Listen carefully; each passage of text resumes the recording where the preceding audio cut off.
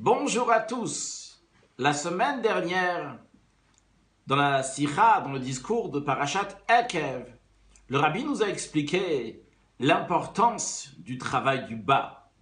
Comment c'est très important le Tarton, le Ani le Dodi. Moi, je vais aller vers Dieu. Moi, l'être humain qui s'y bat avec toutes ses faiblesses, comment il va se rapprocher de Dieu? C'est ça la volonté de Dieu. Et c'est ça qui fait la dira betartonim, la demeure pour Dieu ici-bas. Aujourd'hui, dans la sikha du rabbi de Parashat Re'eh, dans le discours du rabbi de le Shabbat d'après, nous allons dévoiler une nouvelle dimension. Toujours avec le Ani le Dodi, évidemment, avec le service de l'être humain.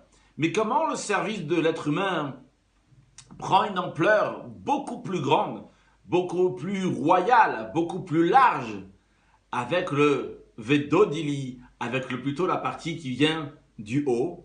Et on va voir comment c'est pas contradictoire, parce qu'en vérité, on ne nous demande pas d'être quelqu'un d'autre. On nous demande de dévoiler ce que nous sommes vraiment. Et lorsqu'on dévoile ce que nous sommes vraiment, comment on est attaché à Dieu, et comment on est une parcelle de Dieu, et qu'on dévoile cette essence de notre intérieur, eh bien à ce moment-là, le haut et le bas se mélangent totalement, et même ce qu'on fait avec le travail du tarton, le travail du bas, de l'inférieur, mais c'est fait avec une telle manière, une manière aussi dans laquelle on ressent le milmala, on ressent la force du haut. Donc, on va répéter la sikha du Rabbi avec l'aide de Dieu, et j'espère qu'on va tous le vivre encore plus comme il le faut pour passer un mois de Elul extraordinaire. Juste rappeler que le Shabbat, lorsque le Rabbi a dit la sikha, c'était Parashat Re'eh en 1991, 5751, qui correspond à la même date que cette année, 5778, en 2018, c'est-à-dire que Rosh Chodesh Elul, le premier jour de Rosh Chodesh, c'est Shabbat. Le premier jour du mois de Elul, c'est Shabbat. Et le deuxième jour, c'est dimanche. À noter que le premier jour du mois de Elul, c'est toujours le 30e jour du mois Menachem Av. Donc le premier jour de Rosh Chodesh Elul, c'est toujours le 30e jour de Menachem Av. Et le deuxième jour, c'est le premier Elul. C'est-à-dire, il y a des mois dans le calendrier hébraïque qui font 29 jours et des mois qui font 30 jours.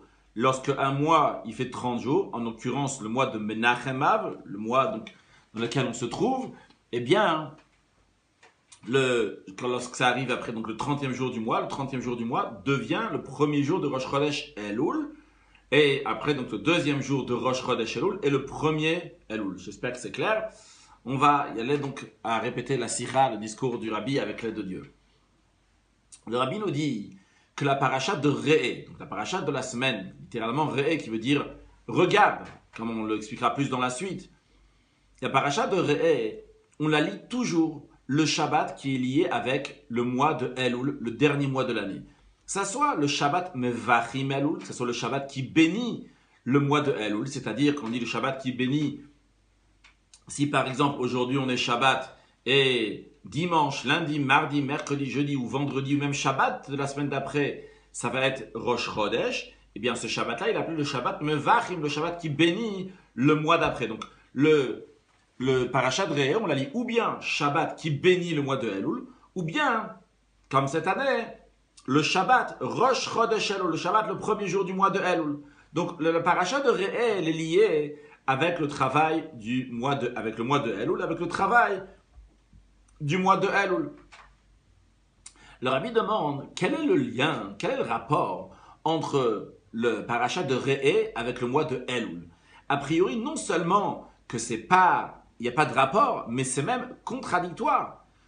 Le sujet du mois de Elul, on peut le retrouver dans un des initiales du mois de Elul, comme on verra dans la suite que dans le mois de Elul, il y a plusieurs initiales. Mais un initial le plus connu, c'est un verset dans le Cantique des Cantiques qui dit « Ani le dodi vedodili ». Je suis à mon bien-aimé et mon bien-aimé vers moi. Donc c'est un verset dans le Cantique des Cantiques que le roi Salomon a dit, qui fait référence donc entre l'amour du peuple juif à Dieu, comme un homme, comme une femme et un homme et une femme. Donc on a le Ani le Dodi, nous, le peuple juif, donc qui est considéré donc la femme, qui va vers son bien-aimé, qui va vers son homme, qui va vers Dieu. Et Vedodili, le retour, donc mon bien-aimé vers moi, Dieu, vers le peuple juif. Et le mois de Elul, ce qui est souligné, c'est le Ani les Dodi. C'est moi vers mon bien-aimé.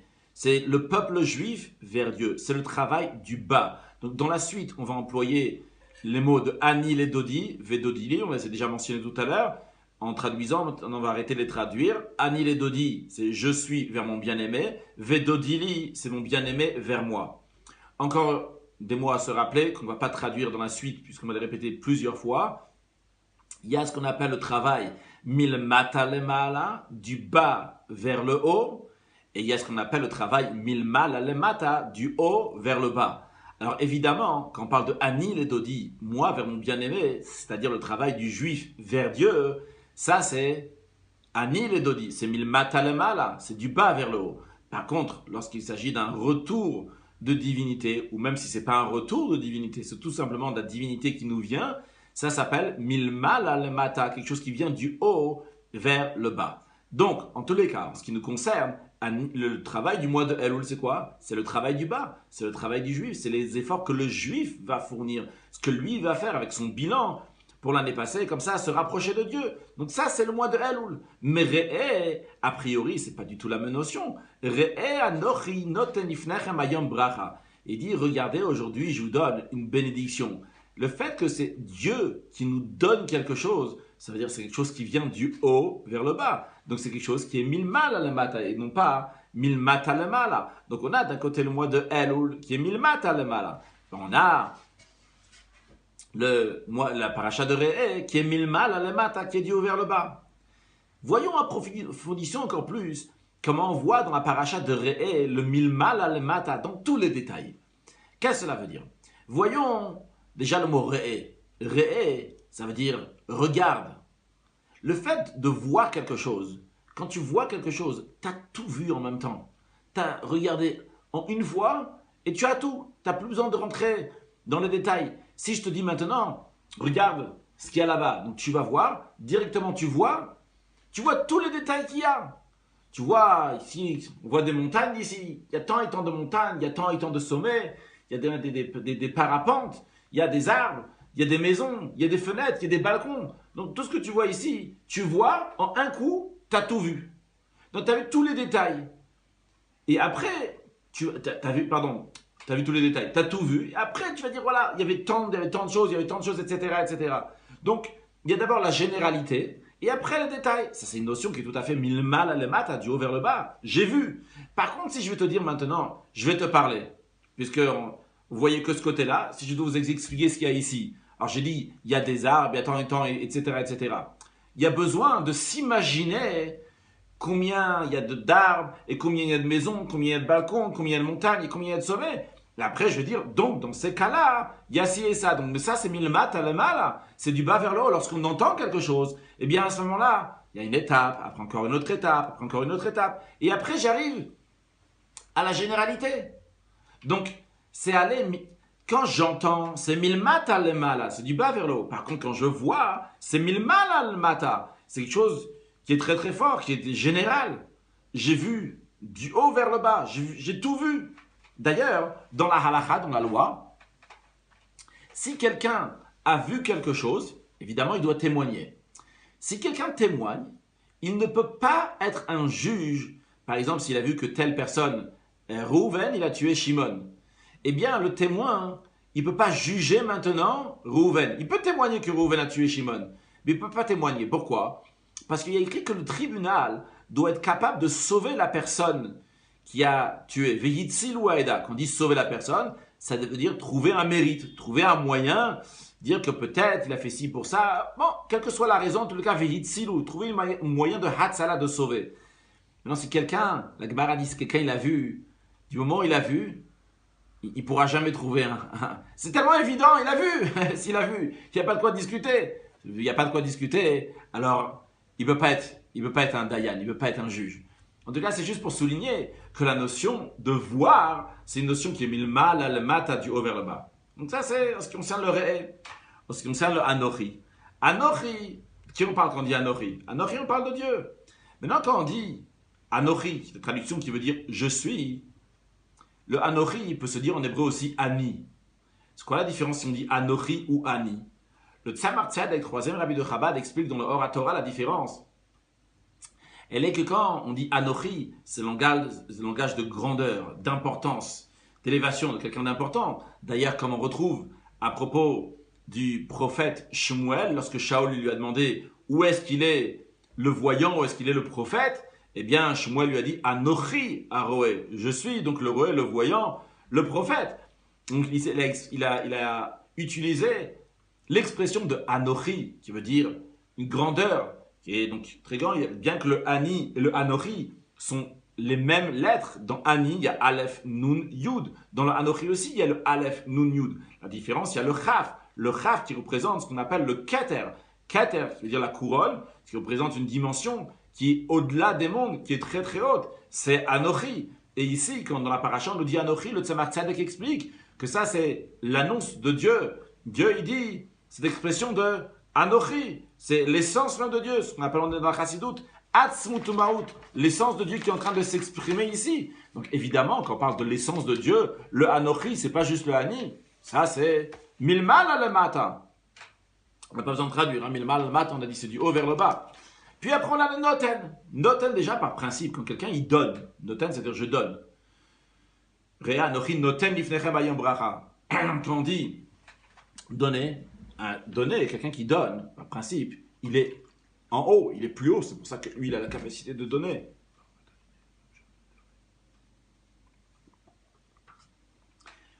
Et donc, c'est quelqu'un qui est plus haut, et il donne. En plus, il y a écrit dans Talmud que Kol Anoten Ba'in Yafa Noten, celui qui donne, il donne avec largesse. Et il est vraiment au-delà de tout, il a une grande largesse, il a un pouvoir, et il donne avec ses capacités à lui. Comme lui, il peut donner. C'est Milman Alamata. Lifnechem. Re'e Anochi Noten Lifnechem. Regardez, je vous donne Lifnechem, devant vous. Dans le sens profond, le mot Lifnechem se lit par Lipnimiyutrem, à votre intérieur. Alors le fait que Dieu il donne quelque chose à l'intérieur, ça montre encore une fois sur quelque chose qui est Milman Alamata. Pourquoi? Parce que lorsque on va avec nos étapes à nous, on commence étape par étape. Du bas vers le haut, on commence d'abord par la chitzoniout, par l'extérieur. Après, on va rentrer à l'intérieur, jusqu'à ce que ça va nous pénétrer intérieurement. C'est comme ça qu'on s'éduque, c'est comme ça qu'on travaille avec soi-même, extérieurement, après intérieurement. Par contre, lorsque ça va directement, boum, à l'intérieur, à la pnémiout, ça, c'est une dimension qui vient tout à fait d'en haut, milmal le mata, qui nous est rentrée à l'intérieur. Et après seulement, elle va avoir une influence aussi sur le chitzoniout, sur l'extérieur. De même, l'expression de Hayom. Re'ein Anochi Noten Lifnerem Hayom. Hayom, l'expression de Hayom, ça veut dire un dévoilement. D'ailleurs, comme il y a écrit, c'est le Yom, ça veut dire le or, la lumière, le dévoilement. Comme il y a écrit dans le Chumash Bereshit, dans la paracha de Bereshit, il y a écrit Va'ikra Elokim la or, Yom, que Hachem il appelait le or, la lumière, il appelait Yom. Ça veut dire que quand il y a Anochi Hayom, c'est un or. En plus, il est écrit, le Admour HaZaken ramène au début de l'Admour HaZaken, le premier rabbi de Chabad, Rabbi Shneur Zalman, dans son livre L'Écouter Torah, il dit, au début de la paracha de cette semaine, de Re'e, Anochi Noten Lifnechem Hayom, il dit que nos sages disent qu'à chaque fois qu'il y a écrit Hayom, ça veut dire qu'aujourd'hui, ça veut dire quelque chose qui est nitzri, c'est quelque chose qui est éternel.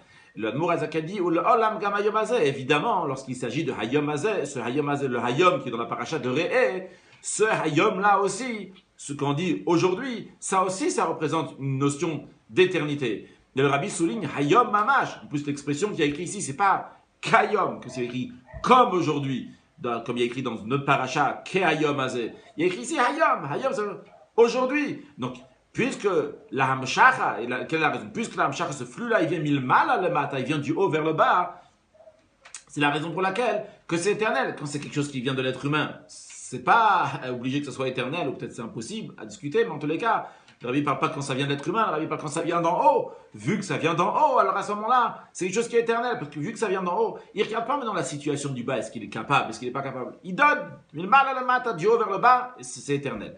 Donc, on a expliqué pour l'instant le Re'e, Anochi, Noten, Lifnechem, Hayom. Et le Rabbi dit, il en est de même aussi en ce qui concerne Bracha. Bracha, c'est quoi bracha? Bracha, le sujet de la bracha, c'est quoi? C'est une hamshacha. Hamshacha, ça veut dire un flux divin, amener quelque chose à une notion de divinité.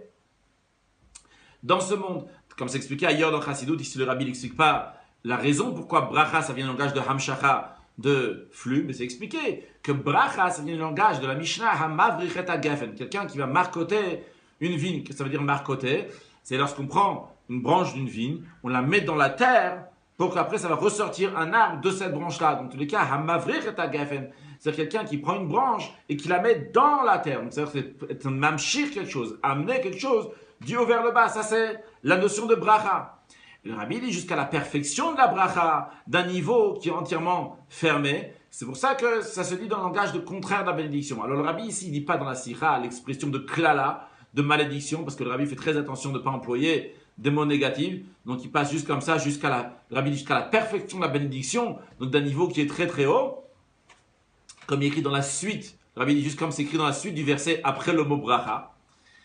Et il ramène, ce que le Tzemar Tzedek explique, c'est comme l'histoire de traité Moed Katan, que Rabbi Shimon ben Yochai, il a envoyé son fils chez Rabbi Yonatan et chez Rabbi Yehuda pour qu'ils vont le bénir, et ils lui ont dit certaines choses, et le fils, il est revenu, il leur dit qu'ils l'ont souffert. Alors le Rabbi raconte pas l'histoire, mais en quelques mots l'histoire, c'est que il y avait Rabbi Yonatan et Rabbi Yehuda, Rabbi Yonatan ben Amasai et Rabbi Yehuda ben Gelim qui se trouvaient dans l'endroit de Rabbi Shimon ben Yochai, et on saute les détails. Et finalement, en tous les cas, leur père, le Rabbi Shimon ben Yochai, il a dit à son fils, il lui a dit, va prendre une bénédiction d'eux, va dire qu'ils te bénissent parce que c'est des gens, c'est des gens importants.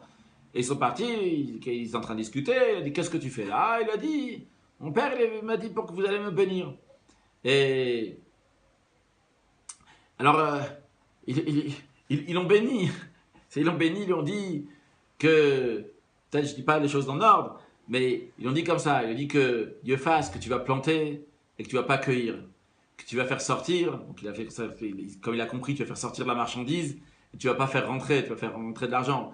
Tu vas faire rentrer, tu vas pas faire sortir, comme il a compris, ça veut dire que tu vas pas faire rentrer de la marchandise, et tu vas faire rentrer la marchandise, tu vas pas la faire, ça va pas marcher. Il a dit que ta maison soit détruite, que ta table soit à l'envers, et que tu vas pas avoir une nouvelle année. Papa, quelle bénédiction. Alors, il est reparti chez son père lui a dit non, alors, il a dit pas seulement qu'ils m'ont pas béni, mais en plus, ils m'ont fait souffrir. Dans les notes, ici, le Rabbi parle de cette notion de souffrir, etc. Le Rabbi ramène aussi, donc, quand le fils est venu chez Rabbi Shimon ben Yochai, il a dit donc, ils m'ont fait souffrir, jusqu'à que son père, le Rabbi dans la Sikha, il dit, jusqu'à que son père, il a expliqué, ou pas, jusqu'à que son père, il a expliqué qu'en vérité, tout ça, c'est que des bénédictions. Et comment c'est que des bénédictions? Donc, le Rabbi ramène pas ici dans la Sikha, mais là-bas dans la Gemara, c'est expliqué. Qu'est-ce que ça veut dire, c'est que des bénédictions? Il a dit ça, qui a écrit tu vas planter et tu vas pas cueillir. Ça veut dire que tu vas planter, tu vas avoir des enfants et ils vont pas mourir. Ça qui a écrit que tu vas faire sortir et que tu vas pas faire rentrer. Ça veut dire que ça tu vas faire rentrer, tu vas pas faire sortir. Ça veut dire que tu vas faire rentrer. Tes garçons, ils vont se marier avec des filles et donc tes filles vont habiter à la maison avec les filles avec lesquelles ils vont se marier. Donc tes brus vont rester avec tes garçons et donc ils vont pas sortir parce qu'ils vont pas mourir. Ça qu'ils ont dit, donc tu vas faire sortir, tu vas pas faire rentrer. C'est-à-dire que tes filles vont aller se marier avec des garçons et ils vont habiter avec le garçon qui sont mariés et ils vont pas, leur garçon ne va pas mourir pour pas qu'ils reviennent à la maison. C'est ça qui veut dire que ta maison va être détruite. La maison de laquelle la personne habite le plus longtemps, c'est dans la tombe. En tout cas à l'époque, aujourd'hui, c'est Mashiach il arrive, ça sera pas, on va pas vivre cela. On va vivre que la vie éternelle. Mais à l'époque, en tous les cas, c'était la tombe, c'était le moment où les gens y vivaient le plus longtemps. Donc il lui a dit, donc ta tombe elle va être détruite, parce qu'on n'aura pas besoin de ta tombe. C'est ça qu'il lui a dit, ta table elle va être à l'envers, ça veut dire que tu auras beaucoup d'enfants. Et ça qui t'a dit, tu vas pas avoir une nouvelle année, ça veut dire que tu vas pas avoir une nouvelle femme, comme le commentaire de Rashi, il explique là-bas que la nouvelle femme c'est lié avec une nouvelle année. En tous les cas, repartons à la sikha du Rabbi, donc il ramène notre Tzemar Tzedek qui dit qu'en vérité, que par cela, en vérité, ça vient d'un niveau qui est très très haut. C'est des bénédictions qui viennent d'un niveau très très haut, que ils n'ont pas exprimé ça en tant que bénédiction, parce que c'est des bénédictions qui sont cachées. Donc en autre mot, c'est malédiction, c'est des bénédictions déguisées. Le fait de changer cette malédiction en bénédiction. C'est la même notion qu'on connaît sûrement, que la tchouva, le fait de se repentir, c'est encore plus haut que le tzaddik. Parce que qu'est-ce qu'il fait le Baal Tchouva? Il change l'obscurité en lumière. Donc il prend quelque chose qui était obscur, il le change en lumière. C'est extraordinaire, c'est encore plus grand que prendre quelque chose donc, qui était déjà à lumière à la base, lumineux à la base. Donc on change le mal en bien, c'est quelque chose d'extraordinaire. Le point de tout ça, Re'e, Anochi, Noten, Lifnechem, Hayom, Bracha, etc. C'est 7 points-là, le Rabbi nous a expliqué comment tout ça, ça vient milmala le mata. Sur la bénédiction, c'est milmala le mata, les 2 dernières choses qu'on a vues. Ce qui est au-delà de la bénédiction, c'est des niveaux qui sont tellement hauts, qui viennent d'un niveau caché, qui est Satoum, qui est caché. Tout ça, c'est milmala le mata. Et pourtant, on lit la paracha de Re'e quand toujours lié avec le mois de Elul, ou bien le Shabbat qui bénit le mois de Elul, ou bien le Shabbat Rosh Chodesh Elul. A priori, c'est pas compatible. Comment? Rosh Chodesh Elul, c'est le travail milmata le mal, c'est mon travail à moi. Et Parashat Re'e, c'est tout milmata le mata, tout du haut vers le bas. Et pourtant, on lit Parashat Re'e quand chaque fois toujours lié avec le mois de Elul. Comment ça se fait? Le Rabbi propose à répondre basé sur ce qu'on a expliqué la semaine dernière. Ne vous inquiétez pas si vous n'avez pas étudié la sikha de la semaine dernière.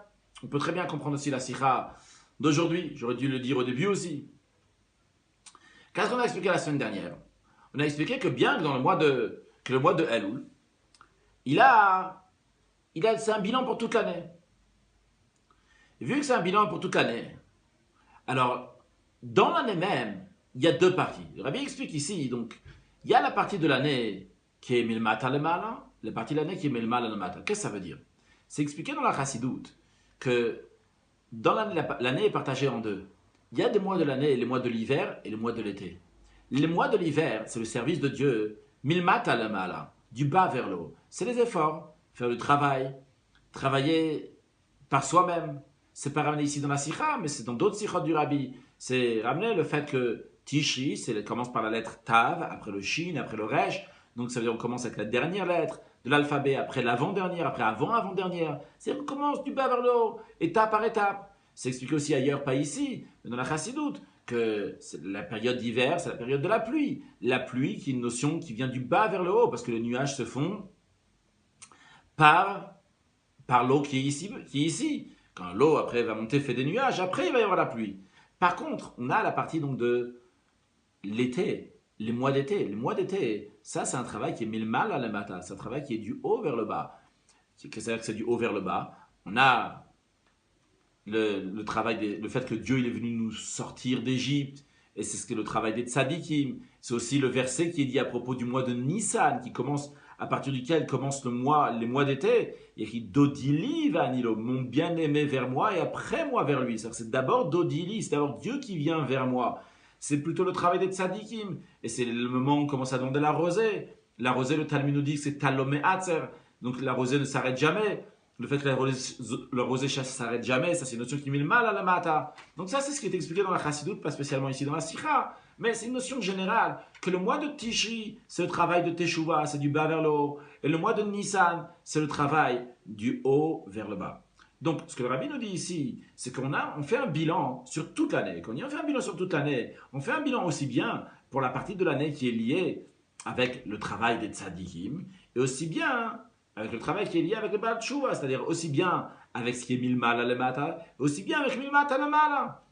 Donc, ce que le Rabbi nous fait comprendre, c'est qu'en effet, dans le mois de Elul, vu qu'on fait un bilan sur toute l'année, et dans l'année, on a ces 2 parties, aussi bien le milmal à lemata, aussi bien milmata à lemala. C'est la raison pour laquelle que dans le Shabbat Mevachim, le mois de Elul, on a les 2 aussi bien la partie donc qui est milmata lemala, donc le Anil et Dodi, moi vraiment bien aimé, et on a aussi la partie qui est milmala lemata, qui est dans Parashat Re'e.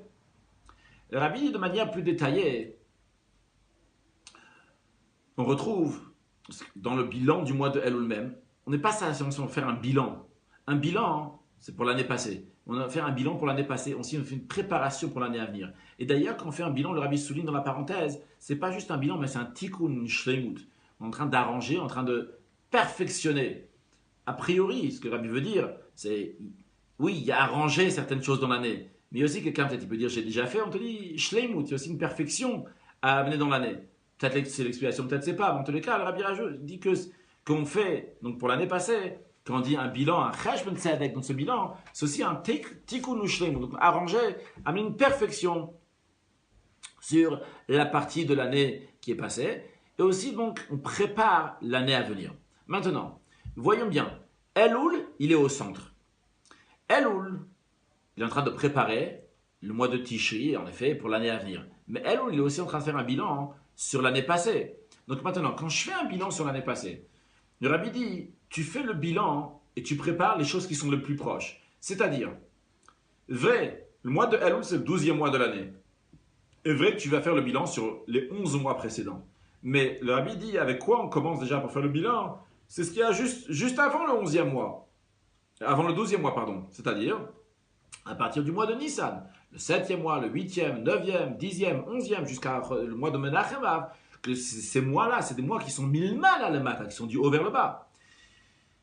Après, vrai aussi, tu rajouteras aussi le début de l'année, depuis le mois de Tishri jusqu'au mois de Hadar, les 6 premiers mois qui sont liés avec l'hiver. Mais premièrement, qu'est-ce que tu vas faire comme bilan?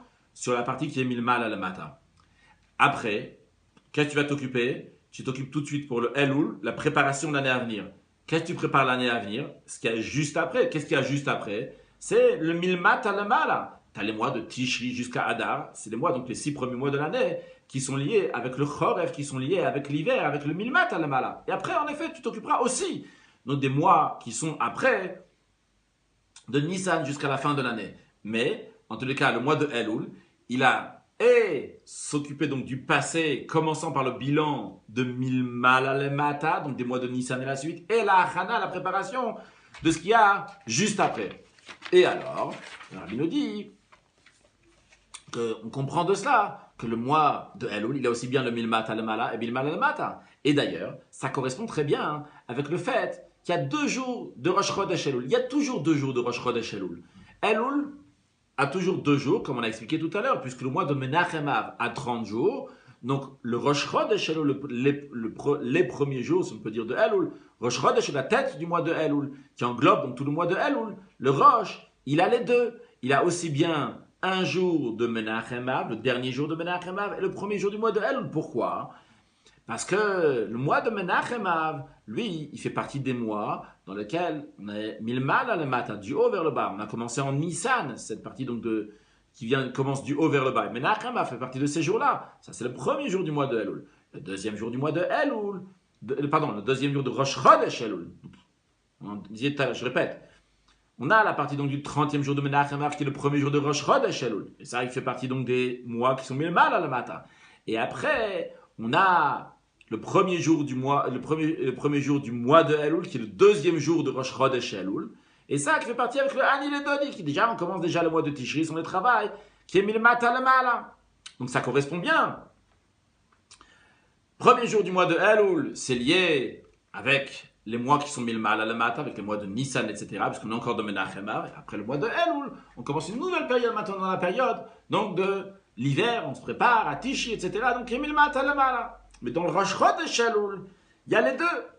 Et d'ailleurs, cette explication-là, elle correspond aussi très bien avec la Kviou de cette année. C'est-à-dire, ça correspond bien avec comment Rosh Chodesh, les 2 jours de Rosh Chodesh, ils tombent cette année en 5778, 2018 aussi bien que lorsque le Rabbi a dit la Sikha en 5751, 1991. Pourquoi?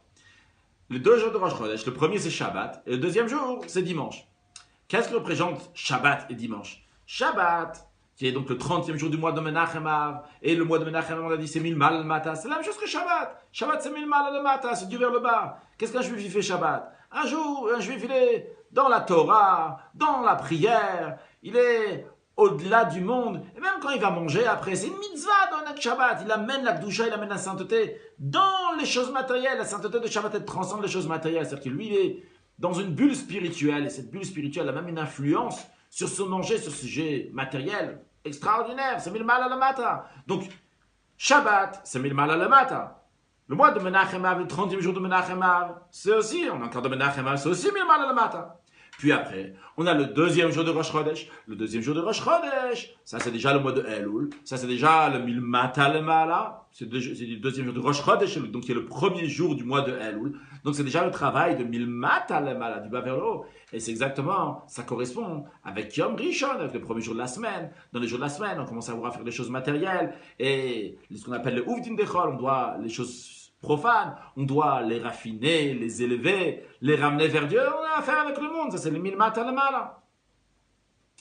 Donc d'après cette explication-là, qu'on a vu, qu'il y a dans le mois de Elul et le bilan de l'année passée, particulièrement, on commence avec le Milmala Lemata des mois de Nissan jusqu'à Menachem Av. Et après, on prépare l'année à venir, donc qui est Milmata Lemala, surtout les 6 premiers mois. Et qu'on a vu que le premier jour du mois de Elul, il est le 30e jour de mois Menachem Av. Et le deuxième jour de Rosh Chodesh, j'oublie à chaque fois de dire Rosh Chodesh. Donc, et le deuxième jour de Rosh Chodesh Elul, c'est donc le Milmata Lemala, le travail du bas vers le haut. Et que ça correspond avec le Shabbat et le premier jour de la semaine, comme c'est cette année. Après cela, on peut comprendre pourquoi on lit toujours la paracha de Ré, le Shabbat qui va bénir le mois de Elul. Pourquoi? Parce que le Shabbat, Mevachim, quand bénit le mois de Elul, on lit paracha de Ré, c'est vrai, mais quand c'est un Shabbat qui bénit le mois de Elul, ça veut dire on est encore dans quel mois là pour l'instant? On est encore dans le mois de Menachem Av. Vu qu'on est encore dans le mois de Menachem Av, c'est encore le Milmala Lemata du haut vers le bas. Donc, on lit la paracha de Ré. Et même quand Rosh Chodesh, il tombe Shabbat, vrai que c'est Rosh Chodesh Elul, mais c'est quel jour de Rosh Chodesh Elul qui peut tomber Shabbat? C'est uniquement le premier jour. Jamais le deuxième jour de Rosh Chodesh Elul tombera Shabbat. D'ailleurs, c'est impossible, comme le Rabbi le ramène dans la note, parce que nos sages disent que Rosh Hashanah, d'après le calendrier qu'on a aujourd'hui, Rosh Hashanah, le premier jour de Rosh Hashanah va jamais tomber certains jours. Entre autres, le premier jour de Rosh Hashanah va jamais tomber un dimanche. Alors, si le premier jour de Rosh Hashanah va jamais tomber un dimanche, c'est obligé que le deuxième jour du mois de Elul, le deuxième jour de Rosh Chodesh Elul, peut jamais tomber un Shabbat. Parce que si le deuxième jour de Rosh Chodesh Elul tombe Shabbat, eh bien, le premier jour de Rosh Hashanah va tomber dimanche. Donc, pour revenir à ce qu'on disait, c'est que Rosh Chodesh Elul, quand ça tombe Shabbat, c'est uniquement le premier jour de Rosh Chodesh Elul qui peut tomber Shabbat. Donc, en d'autres mots, c'est toujours le mois de Menachem Av qui tombe, donc qui est lié avec Parashat Re'eh, puisque c'est impossible qu'on va lire la Parashat de Re'eh à partir du Aleph Elul, du premier jour de Elul. C'est impossible, on la lit toujours avant. Donc, en d'autres mots, la Parashat de Re'eh, dans des mots simples, pour ceux qui n'ont pas compris tout le calcul, en des mots simples, la Parashat de Re'eh, on la lira jamais à partir du premier Elul. On la lira toujours pendant le mois de Menachem Av. Le mois de Menachem Av, il fait encore partie, mois qui sont liés avec Nissan, Iyar, Sivan, etc. Les mois qui sont Milmala Lemata, du haut vers le bas. C'est la raison pour laquelle on lit le Parashat de Ré. Alors, je ne vous ai pas dit pour ne pas vous embrouiller, mais toute cette réponse-là, qui a priori une réponse extraordinaire, qui marche très bien, oui, on avait une question, pourquoi Ré c'est Milmala Lemata, Elul c'est Milmata Lemala. On a dit dans Elul, il y a les deux, et dans Elul, ça commence à correspondre bien avec le premier jour, deuxième jour, Shabbat, dimanche, etc. Mais tout ça, le Rabbi, avant de dire la réponse, il a dit, on aurait pu répondre. Donc, je vous le dis en tous les cas maintenant, que le Rabbi dit, c'est seulement une proposition de réponse. Et le Rabbi va repousser ça, il va dire, c'est plus logique de dire que Parashat Re'eh, c'est pas seulement le travail du haut vers le bas, mais c'est lié avec le travail du bas vers le haut. Alors là, comment? Le Rabbi, il a fait déjà expliquer Re'eh, Anochi, Noten, Nifnachem, Ayom, Bracha, etc. C'est cette chose-là, le Rabbi a détaillé comment tout c'est Milmala Lemata. Comment on va s'en sortir alors pour expliquer ces Milmata Lemala? Voyons cela. Mais déjà, le Rabbi nous explique une chose. Il veut déjà nous dire pourquoi il faut dire que Parashat Re'eh, elle est liée avec le travail de Elul. Pourquoi pas? C'est tellement beau la réponse qu'on a dit avant. Rabbi dit, c'est vrai, on lit Parashat Re'eh toujours à la fin du mois de Menachem Av. Vrai, on ne la lit jamais au début du mois de Elul. Mais un instant. Quand tu dis Shabbat Mevachim Elul, le Shabbat qui bénit le mois de Elul, c'est le Shabbat qui bénit, qui amène tout la Mshachot, la Hashpaot, qui amène tous les flux pour le mois de Elul. Il est lié avec le mois de Elul. Et à plus forte raison, lorsque Shabbat Rosh Chodesh Elul, c'est le début du mois de Elul, quoi, tu veux me dire, c'est Menachem Av, c'est Rosh Chodesh Elul maintenant. Alors c'est sûr que c'est lié avec le mois de Elul. Ça c'est un. Deuxièmement, et Rabbi dit, ce deuxièmement, il fait Ikar, Ikar, l'essentiel. Même la conclusion du mois de Menachem Av, il est lié avec le mois de Elul. Quand on dit la conclusion du mois de Menachem Av, c'est pas juste la fin de quand on fait Shabbat Mevachim, on bénit le mois de Elul, juste le 30e jour du mois Menachem Av. Quand on dit la fin du mois de Elul, il est lié avec la fin du mois de Menachem Av. il est lié avec Elul. Encore plus que ça, comme le Rabbi va nous montrer, il est lié même avec Tishri, avec le premier jour, après le premier mois de l'année prochaine. Le Rabbi dit c'est lié. Pourquoi c'est lié?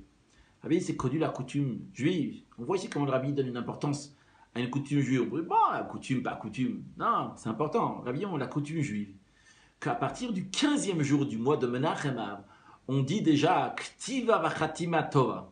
Et d'ailleurs, dans la note, le Rabbi, il ramène, c'est écrit que Chamisha Asa Be'av, c'est la même valeur numérique que Ktiva Vachatima Tova. Continuons. En tous les cas, on voit donc que c'est lié, à partir du 15 Menachem Av, c'est déjà lié avec le mois de Elul. Encore plus que ça, le Rabbi nous dit. Le mois de Menachem Av, son zodiaque, ce qu'on appelle en hébreu son mazal, c'est Aryeh. Aryeh qui veut dire le lion. Et d'ailleurs, quand on dit lion, ça fait référence à Dieu. Comme il y a écrit dans le Midrash que Aryeh Zakadosh Baruch Hu, c'est Dieu, comme il y a écrit Aryeh Shag Milo Yira, quand le lion il rugit, qui ne va pas avoir peur. Ce qui nous intéresse ici, le Rabbi nous dit que Aryeh, c'est les initiales de Elul. Aryeh, c'est écrit avec 4 lettres. Aleph, Resh, Yud, He. C'est les initiales. Le Aleph, c'est Elul. Le Resh, c'est Rosh Hashanah, donc le début de l'an. Le Yud, c'est Yom Kippour, le jour du grand pardon. Et après, on a le He. He, c'est Hoshana Rabbah. Hoshana Rabbah, c'est le 7e jour de la fête de Sukkot, dans lequel on conclut à être écrit, signé, ce qu'on appelle dans le Pitka Tava, je ne sais pas si on dit une carte, en tout cas dans la bonne écriture, on est bien signé. La conclusion de tout ça se finit. Donc Hoshana Rabbah, le 7e jour de Sukkot. Ça veut dire que déjà dans le mois de Menachem Av, pas juste à partir du 15e jour de Menachem, dans le mois de Menachem Av, déjà quand on rentre dans le mois de Menachem Av, que son zodiaque c'est Aryeh, on nous dit c'est déjà lié avec la fin de toutes les fêtes, à la fin du mois de Tishri, déjà Hoshana Rabbah. Donc ici on fait allusion Gmar et Shleimut Chativa Tova dans la Pitka Tava de Hoshana Rabbah. Rabbi nous dit, c'est pour ça qu'on est obligé de dire que Parashat Re'eh, qu'en effet, on lit toujours à la conclusion du mois de Menachem Av, que ce soit le Shalat Mevachim Av, ou bien que ce soit le Rosh Chodesh Elul, c'est lié aussi au travail de Milmat Alamala, c'est aussi au travail du bas vers le haut, et non pas seulement à comme Re'eh, qu'on avait l'impression que Milmat Alamata. Non, c'est lié avec le Milmat Alamala, que ça, c'est l'essentiel du mois de Elul, c'est Anil Dodi. Et d'ailleurs, il y a aussi une allusion à cela dans la paracha de la semaine. Dans la paracha de la semaine, dans la paracha de Re'eh, donc vers la fin de la paracha, on nous parle donc des fêtes. Des fêtes, on a en effet des fêtes qui sont liées avec la partie de l'été et du printemps. On a Pessah, on a Shavuot, on nous parle de ces deux fêtes-là. La fête de Pâques, aussi bien de Pentecôte, ce sont des fêtes dans lesquelles sont liées avec les mois du printemps. Donc les mois du printemps qui se représentent le Milmal le matin. Mais à la fin, à la conclusion, qu'est-ce de quoi on parle? On nous parle de la fête de Sukkot, on nous parle de la fête de Shmini Atzeret. Donc ça, c'est des fêtes. La fête de Kaban, et ce qui vient le 8e jour qui vient après, ça, c'est des fêtes qui sont liées au Milmata. Les Mala, ils sont liés avec le Hanil et Dodi. Donc, le Rabbi a enlevé ce qu'on a expliqué avant. Ce qu'il nous a présenté, c'est que le mois de Menachem Av, il est déjà aussi lié avec le Milmata, le Mala, du mois de Elul, du mois de Tishri. Donc, il faut trouver le lien entre la paracha de Re'eh avec le mois de Elul, pas en disant qu'on a expliqué jusqu'à présent, Re'eh, c'est le haut vers le bas, parce qu'on est encore dans Menachem Av. Non, Menachem Av est déjà aussi lié avec Milmata le Mala. Donc, il faut trouver dans Re'eh même, trouver comment c'est lié avec Milmata le Mala, du bas vers le haut. Comment ça? L'explication est la suivante.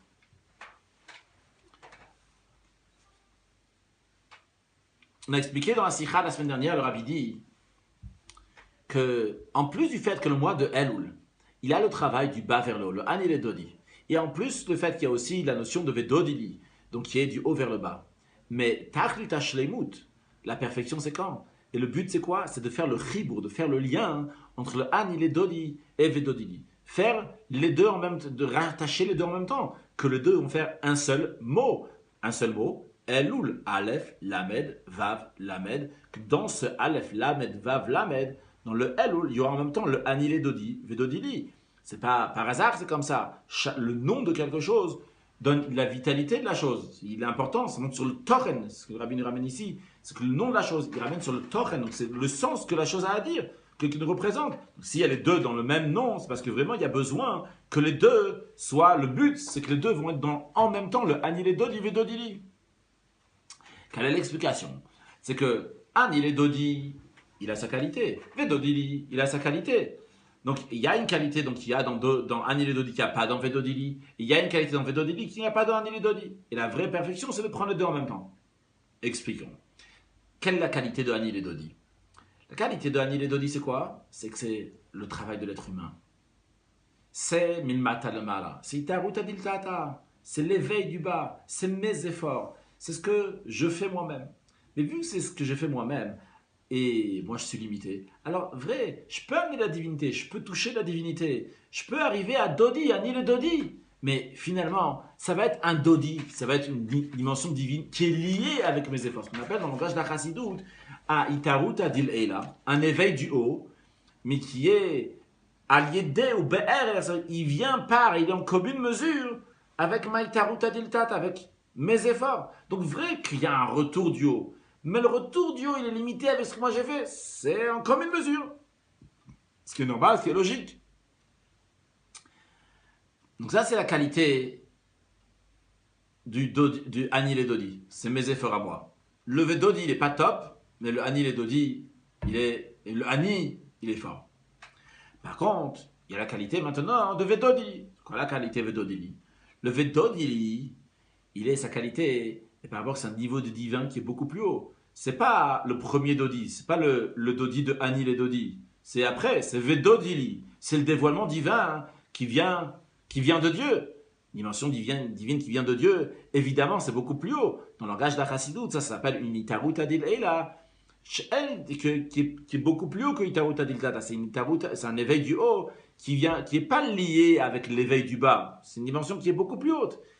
Alors, le Rabbi souligne ici, bien que c'est une dimension divine qui est très très haute, eh bien elle rentre dans les critères de l'homme. C'est une dimension divine qui est infinie, mais quand même elle rentre dans la personne.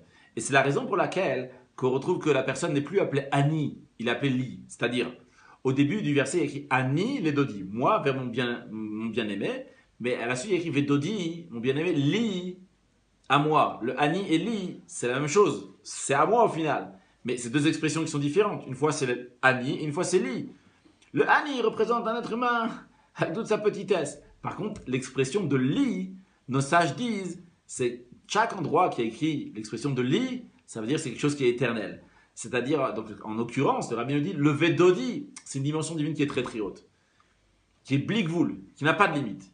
Mais cette dimension divine qui est très très haute, elle rentre dans le Li, elle rentre dans toi, elle rentre dans toutes tes forces, elle rentre dans ta capacité. C'est-à-dire que l'homme, il a ses capacités. Juste une parenthèse, en ce qui me concerne, peut-être j'ai mal compris Chassidut ailleurs ou dans d'autres sirotes, mais j'ai l'impression ici que c'est un grand chidouche, c'est une nouveauté que le Rabbi dit, en tout cas pour moi encore une fois, que toujours dans les sirotes précédentes aussi, à chaque fois le Rabbi explique que c'est une dimension divine qui est très très haute, et vu qu'elle est très très haute, donc elle ne colle pas avec l'être humain, elle ne rend pas l'être humain. Ici, ce n'est pas l'explication du Rabbi. Ici, l'explication du Rabbi, c'est que c'est une dimension divine qui est extrêmement haute, et qu'elle est blikvoul, et quand même elle rentre dans l'être humain. Et le Rabbi, il dit, alors quel est l'inconvénient qu'il y a dans ça? L'inconvénient, le Rabbi dit, c'est que c'est nama de kisoufa, c'est un pain honteux. Un pain honteux, c'est que j'ai honte de le prendre parce que ce n'est pas mes efforts à moi. C'est un autre mot, d'après ce que je comprends encore une fois, le Rabbi n'explique pas comme d'habitude, qui dit, bon, comme ça vient d'en haut, ça ne pénètre pas dans toi, ça ne devient pas une seule chose avec toi. Non, le Rabbi il dit les mots, ça se dévoile, ça vient chez l'homme, et mitgala mitin bligvul gam mitzad gidri adam. Ça se dévoile le bligvul, l'infini, même par rapport aux critères de l'homme. C'est pour ça que l'homme, il est appelé Li, qui monte sur l'éternité, le bligvul, comme chez Nemarli, nos adam. À chaque fois qu'il y a l'expression de Li, ça reste toujours. Et le seul inconvénient, vu que ça vient d'en haut et pas par le travail de l'homme, alors c'est un âme qui souffre, c'est un pain qui est honteux. En tout cas pour moi, c'est un grand cri douche.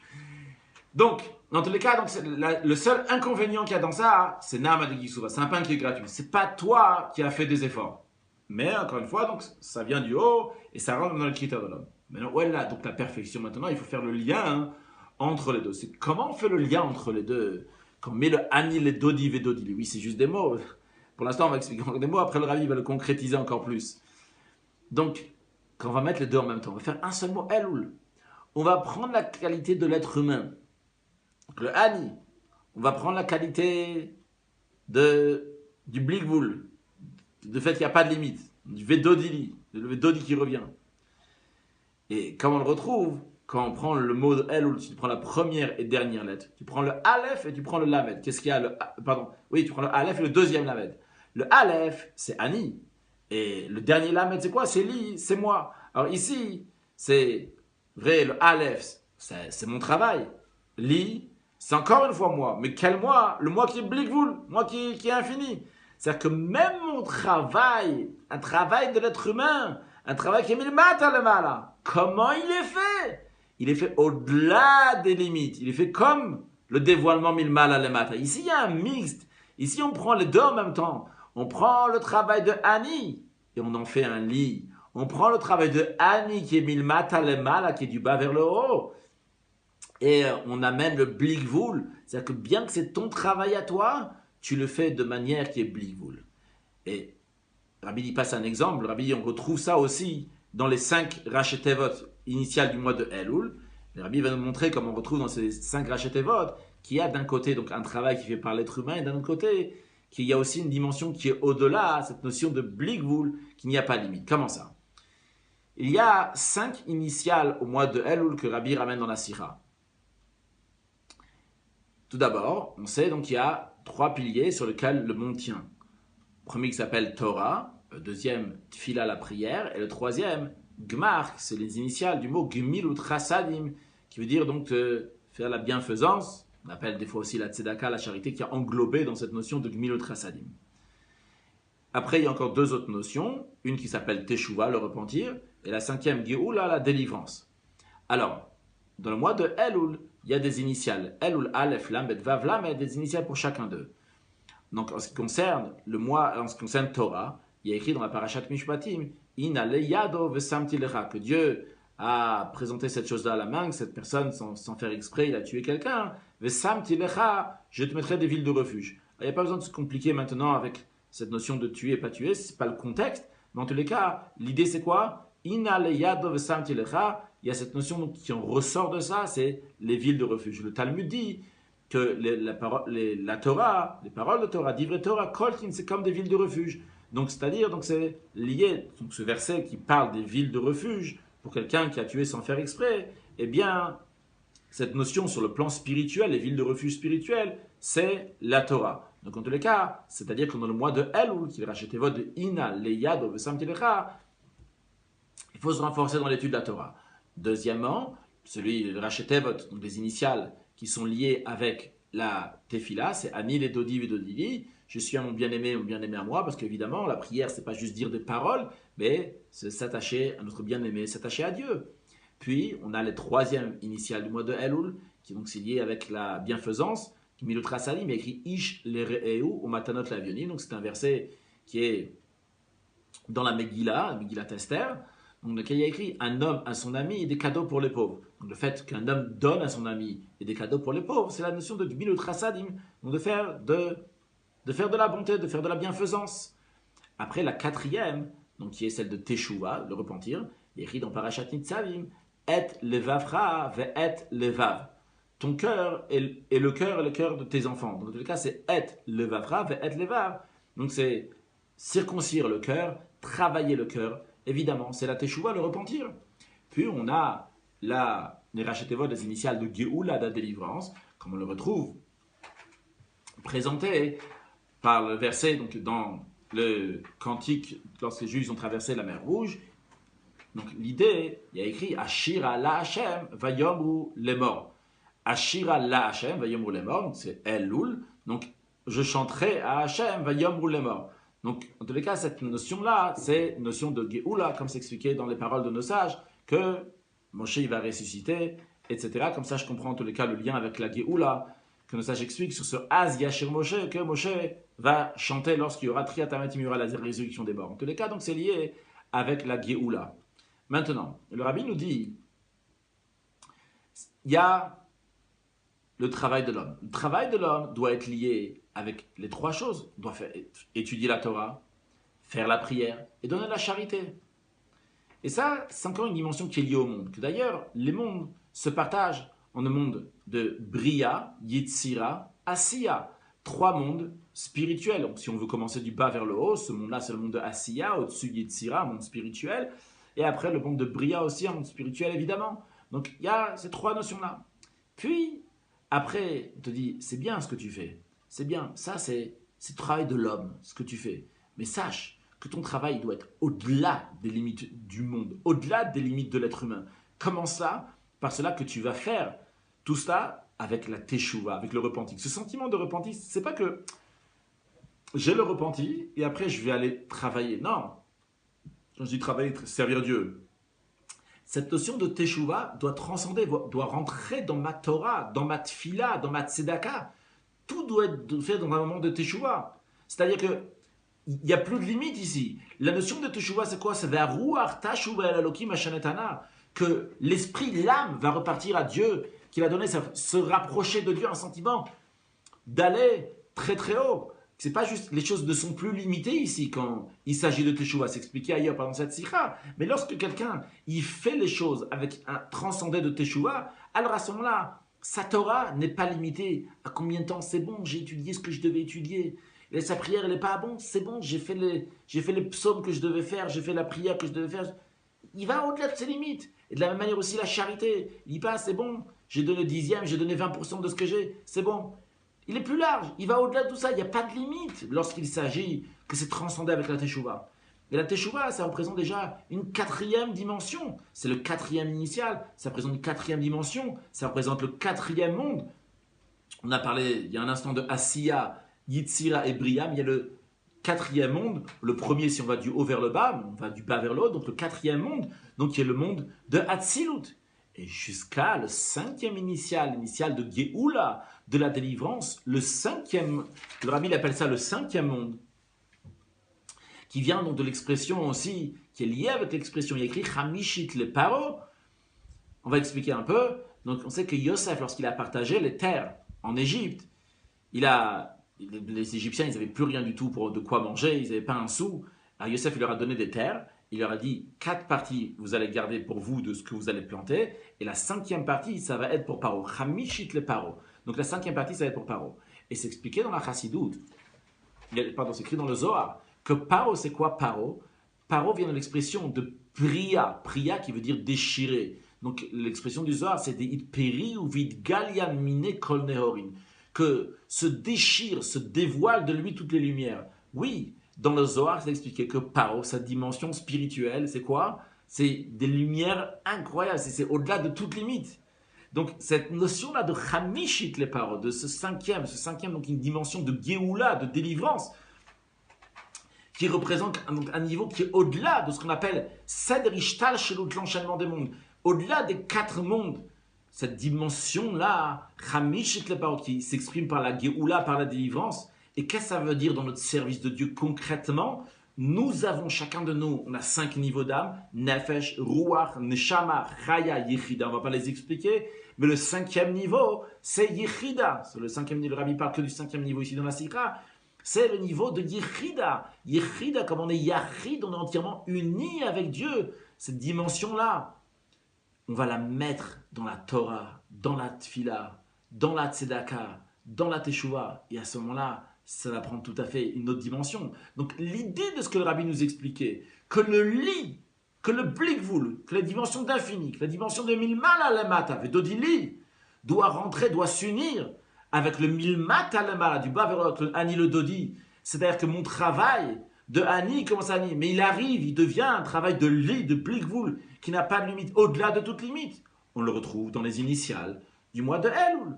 Que vrai, il y a une partie des initiales qui nous dit tu dois faire ci, tu dois faire ça. Mais l'autre partie des initiales nous dit comment tu dois le faire, avec une dimension qui est tout à fait beaucoup plus haute. Le Rabbi nous dit en autre mot, le travail du bas vers le haut, le travail de Ani et Dodi. Vrai que c'est un travail qui est du bas, mais ce n'est pas avec un niveau de bas. Un niveau de bas qui est lié avec la situation, comme on est. Mais depuis le début, on commence ce travail-là avec une dimension qui est plus haute, avec au-delà de toute limite. Pourquoi? Et là, c'est important ce détail-là pour comprendre toute l'idée que ce qu'on a dit en tant qu'introduction. On avait dit, parce qu'on fait ça, parce qu'on dévoile notre vraie metsiout, notre vraie existence, notre vrai intérieur. le fait qu'on est un Adam, en effet, il y a écrit Atem, Queen, Adam, vous êtes appelé, avec l'expression, le titre de Adam. Pourquoi Adam, qui veut dire un être humain, mais Adam dans le sens de Adam et la Elyon, qui ressemble à Dieu, parce qu'on a une Neshama, on a une âme divine qui est une Chelek Eloka Mimal Mamash, qui est une parcelle de Dieu.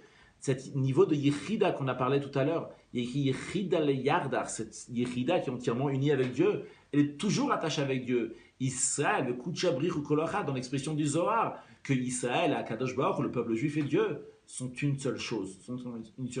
Alors quand je dévoile cette dimension, quand je dévoile ce niveau-là, eh bien à ce moment-là, il n'y a plus maintenant moi, Dieu. Il y a une seule chose. Il y a Dieu. Dieu, je suis en train de représenter Dieu, j'exprime Dieu. Donc ce qu'on expliquait au début de la Sira avant en tant qu'introduction, et là aussi c'est une parenthèse, basé sur ce que le rabbi est en train d'expliquer. Pourquoi la semaine dernière le rabbi nous a expliqué c'est Ani le Dodi, c'est toi, c'est ton travail, et après il y a le Vedodili. Ici le rabbi est en train de nous expliquer, dévoile ce que tu es toi-même. Ce que tu es toi-même au final, tu es un Vedodili. Toi-même, tu es, dans l'expression de ce qu'on a expliqué la semaine dernière, toi-même, vrai que tu as un Yesh Nivra, mais dans ton existence, toi qui as été créé, tu as le Yesh Ami, tu as la vraie existence, tu as l'essence de Dieu qui est dans toi. Dévoile ça, au moment où tu vas dévoiler ça, vrai que ça te travaille. Tu resteras un être humain, mais ton être humain, comment il va travailler? Il ne va pas travailler juste comme un humain qui est limité. Il va travailler, il va servir Dieu avec une dimension qui est le mal, même dit la vague, au-delà de toute limite, qui a le blikvoul, qui est l'infini. Continuons, maintenant le rabbi nous dit, basé sur tout ça, on va comprendre aussi le lien entre le mois de El ou la paracha de Re'e. Pour que le travail du mois de El, où il va être comme il faut rattacher les deux qualités. Il faut aussi bien le Ani, le Dodi et le Dodili en même temps. C'est vrai, c'est ton travail de l'être humain, mais il est lié à Ani, le Dodi, c'est Ani, mais il est lié avec le Li, il est lié avec le Bligvoul. Alors qu'est-ce qu'il faut faire? Tout d'abord, il faut que l'être humain, qui est limité, il va sortir de son niveau. Il va aller au-delà de toutes les limites. Et comme on vient de le dire, c'est en dévoilant notre intérieur, comme on est une seule chose avec Dieu. Et ça, c'est la paracha de Ré. Ça, c'est le sens de la paracha de Ré. Ça, c'est le message que la paracha de Ré nous dit. Vrai, on a expliqué tout à l'heure. Tout ça, c'est milmal alemata. Mais Rabbi dit, vrai que c'est milmal alemata, mais c'est juste une hagdama, c'est juste une introduction pour ton travail. C'est juste une introduction. Dans la suite, qu'est-ce qu'on dit? Im tishmu, si vous allez écouter les paroles de Dieu. Et im lo tishmu, si vous n'allez pas écouter.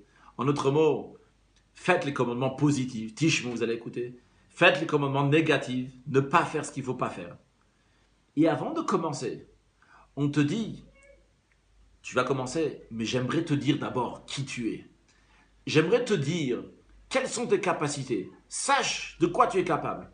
Et tu sais quoi, ce que tu es capable, ta grandeur. La grandeur de qui tu es et quelle est la situation de chaque juif, chacun qu'il est. On te dit, sache, qu'est-ce que tu es? Tu viens du niveau, tu es lié avec le niveau de Re'e, tu es niveau avec Re'iya, avec voir, qui est au-delà d'écouter. Anochi, Anochi Misha Anochi, l'expression de Anochi, je suis celui que je suis, ça n'est pas trop discuter. Noten, on te donne avec largesse. Lifnachem, à ton intérieur. Hayom, on te donne de manière dévoilée, on te donne de manière éternelle. Bracha, tous les sujets de bracha, toutes les bénédictions ils te sont données, et les bénédictions dévoilées, et les bénédictions qui sont encore plus haut, qui sont cachées, ce qu'on appelle les bénédictions déguisées. C'est-à-dire que l'approche du service à Dieu, quand je veux aller servir Dieu, quelle doit être mon approche? Est-ce que je dois m'approcher comme ça, comme un petit être humain? Je dis, bon, en fonction de mes capacités, si je peux, je veux pas. On te dit, avant que tu vas commencer, sache qu'on t'a donné de manière claire, de manière dévoilée, le dévoilement de Anochi Misha Anochi. On t'a donné le plus haut dévoilement. Et quand tu sais, quand tu as cette approche-là, alors à ce moment-là, ton travail, c'est vrai que c'est un travail du mat à le mal, c'est vrai que c'est un travail du juif, du bas vers le haut. Il est fait avec une autre dimension. Il est fait avec le travail de l'île, il est au-delà de toutes les dimensions. Tu réalises un peu. Dieu, il t'a donné Anochi Misha Anochi, il t'a donné toutes les brachot de manière dévoilée, de manière éternelle. Alors vas-y, va au boulot. Va faire ce que tu dois faire. Mais va pas juste comme un petit être humain comme ça tout limité. Va au-delà de toutes les limites. Une petite histoire, une petite anecdote, évidemment c'est pas dans la sikha. Une fois le rabbi Il a dit à Rav Nissan Mengel, il a traduit plusieurs choses. Le Rabbi lui a dit, le Rabbi Nissan Mindel, je ne me rappelle pas, il lui a dit qu'il a une nouvelle mission pour lui. Il a dit, Jean, que tu dois traduire le Marzor, les prières de Rosh Hashanah Kippour. Je veux que ça soit fait dans 3 mois. Alors, il a répondu au Rabbi, il a dit, Rabbi, c'est impossible, c'est infaisable. Le Rabbi lui a répondu, aujourd'hui, il n'y a rien qui n'est pas faisable. Il s'est mis au boulot, il a travaillé jour et nuit. Il a réussi, il a fait. En vrai, il avait, sans aucun doute, il avait les brachot du Rabbi, il avait le Re'eh, Anochim, Noten, Iftech, Hamayom, Bracha, etc. Mais concrètement, il avait son travail à lui aussi. Ce travail, il a dû s'y mettre à fond. Donc, on voit en tous les cas qu'il y a des choses, c'est impossible pour un être humain de faire. On voit dans cette histoire un cas normal. Tu ne peux pas traduire un livre en 3 mois. Prends ton temps bien, etc. Prends du temps pour chaque chose. Le Rabbi te dit, vas-y, fonce. Fais le travail. En tant qu'être humain, tu dois traduire, tu dois réfléchir. Il n'y a que 24 heures dans la journée. Mais tu as un veto d'ili, tu as un travail mille mal à la tu as des forces qui sont exceptionnelles. Continuons. Rabbi rajoute en parenthèse que dans la paracha même aussi, on peut retrouver le milmala le mata et le milmata le mala, et comment on doit relier les deux en même temps. Alors lui dit, on voit donc dans la paracha, il y a écrit donc Re anochi noten lifnechem. D'un côté on a noten, on a dit c'est du haut vers le bas. Lifnechem, c'est à votre intérieur. Alors Rabbi explique un peu différent de ce qu'on a expliqué avant en ce qui concerne donc l'intérieur. Parce que tout à l'heure on a souligné que vu que c'est intérieur, c'est du haut vers le bas. Ici, le Rabbi dit, la vraie perfection de quelque chose qui vient à l'intérieur, c'est lorsque la personne il fait un travail milmat à le mal du bas vers le haut. Attention, c'est pas contradictoire à ce qu'on a dit avant. C'est un peu différent de ce qu'on a dit avant. C'est ce qu'on a dit avant, ce qu'on soulignait, c'est que si c'est rentré bipnimiut, ça va directement à l'intérieur, c'est du haut vers le bas. Ici, ce qu'on est en train de dire, c'est pour que ça rentre bien à l'intérieur, il y a besoin que la personne, elle travaille pour bien capter, pour bien recevoir, pour être un réceptacle de ce grand dévoilement divin. Donc d'un côté, on a Noten qui met le mal à la mat, de l'autre côté, on a l'Ifnechem qui met le mat à la mal.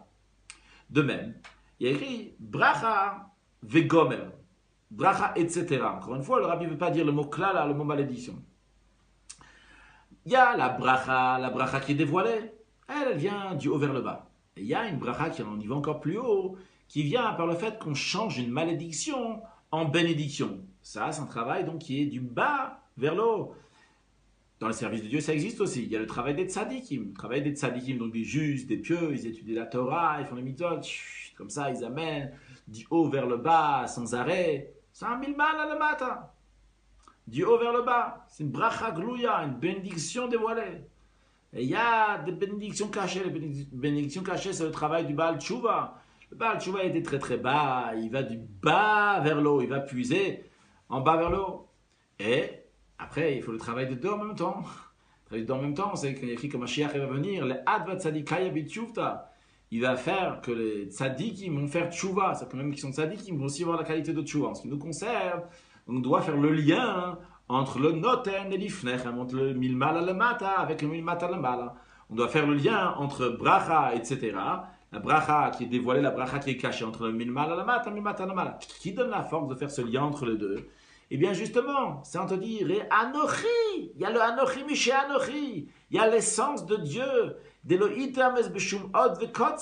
C'est tellement un niveau qui est tellement haut de divinité, d'essence de Dieu, qu'on ne retrouve pas ni dans une lettre, même pas dans un kotz, dans une petite pointe qui est au-dessus des lettres. Il y a pas, ça peut pas être, on ne peut pas le retrouver. C'est l'essence de Dieu. Il est au-delà du haut, il est au-delà du bas, et lui il peut faire le lien entre le haut et le bas. Donc ça c'était juste une parenthèse que le Rabbi nous disait, quand dans la paracha même on retrouve le milmal al mata, milmat al mala, et comment on fait le lien entre le mal al mata avec le anochi dans la paracha même. Mais l'idée générale c'est quoi? C'est que on doit retrouver dans la paracha de Ré le travail qui est du bas vers le haut. Donc on revient, je rappelle ce qu'on a dit avant la parenthèse, que Ré anochi noten lifnechem hayom bracha, c'est une introduction pour te dire comment tu dois te comporter, comment tu dois faire ton travail. Tu as des forces 6000 mal à la matin qui te sont données. Alors vas-y, fais ton travail à fond. Et Rabbi dit, cette notion-là, on la retrouve aussi à la conclusion de la paracha de Ré. Il y a écrit Chaga Sukkot Taselecha, tu vas faire la fête de Sukkot. Et après, à la conclusion, qu'est-ce qu'il y a écrit? On parle de Shmini Atzeret, le 8e jour de la fête de Sukkot. Et ce Shmini Atzeret, ce 8e jour de la fête de Sukkot, il y a écrit Atzeret Yelachem. Ça sera un arrêt pour vous. C'est expliqué que ça va être un arrêt pour vous. C'est une fête dans laquelle Dieu s'unit avec le peuple juif de manière qu'il n'y a pas d'étrangers. Dans l'expression du Zohar, Israël ou Malka Bilchodoy. Il n'y a que le peuple juif et Dieu qui sont ensemble. C'est-à-dire ici qu'on te dit, on est déjà dans la paracha, on est seulement à la paracha de Ré, on est au début du travail du mois de Elul. On te dit, sache que ton travail, comment il doit être, Israël ou Malka Bilchodoy. Tu une seule chose avec Dieu. Comme Hashmini Atzeret. Comme ce jour-là où il n'y a que toi et Dieu, tu unis totalement avec Dieu. Sache, déjà maintenant, tu peux faire ton travail de manière que tu es uni avec Dieu au-delà de toute limite. En étant dans un être humain, ici dans un corps humain, avec un volatile, tu peux le faire blikvoul, sans aucune limite. Donc jusqu'à là, on va bien expliquer, on a compris pourquoi on lit la paracha de Re'eh au début du mois de Elul. Re'eh, il est lié avec Milmat al-Mala. C'est le travail de Milmat al-Mala. Mais on te dit, comment tu dois faire ton travail? Tu dois faire ton travail royalement. Comme Milmat al-Mata, avec Milmat al-Mata, blikvoul, sans aucune limite.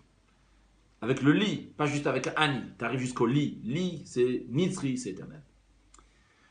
Rabbi rajoute, tout ce qu'on a dit, c'est encore plus souligné lorsque Rosh Chodesh Elul tombe Shabbat. Ça souligne encore plus le fait que le travail de l'homme doit être fait comment? Doit être fait avec un milmal al-mata, Dieu vers le bas. C'est un travail du bas, encore une fois. Un travail milmat al-mata, mais avec des forces milmal al-mata. Pourquoi?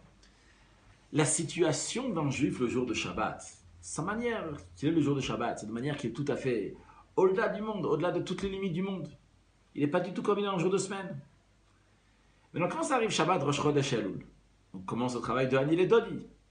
Mais comment on commence le travail de Anil et Dodi? Comment je commence mon travail de Milmat al-Mala? Pas comme je suis dans un jour de semaine.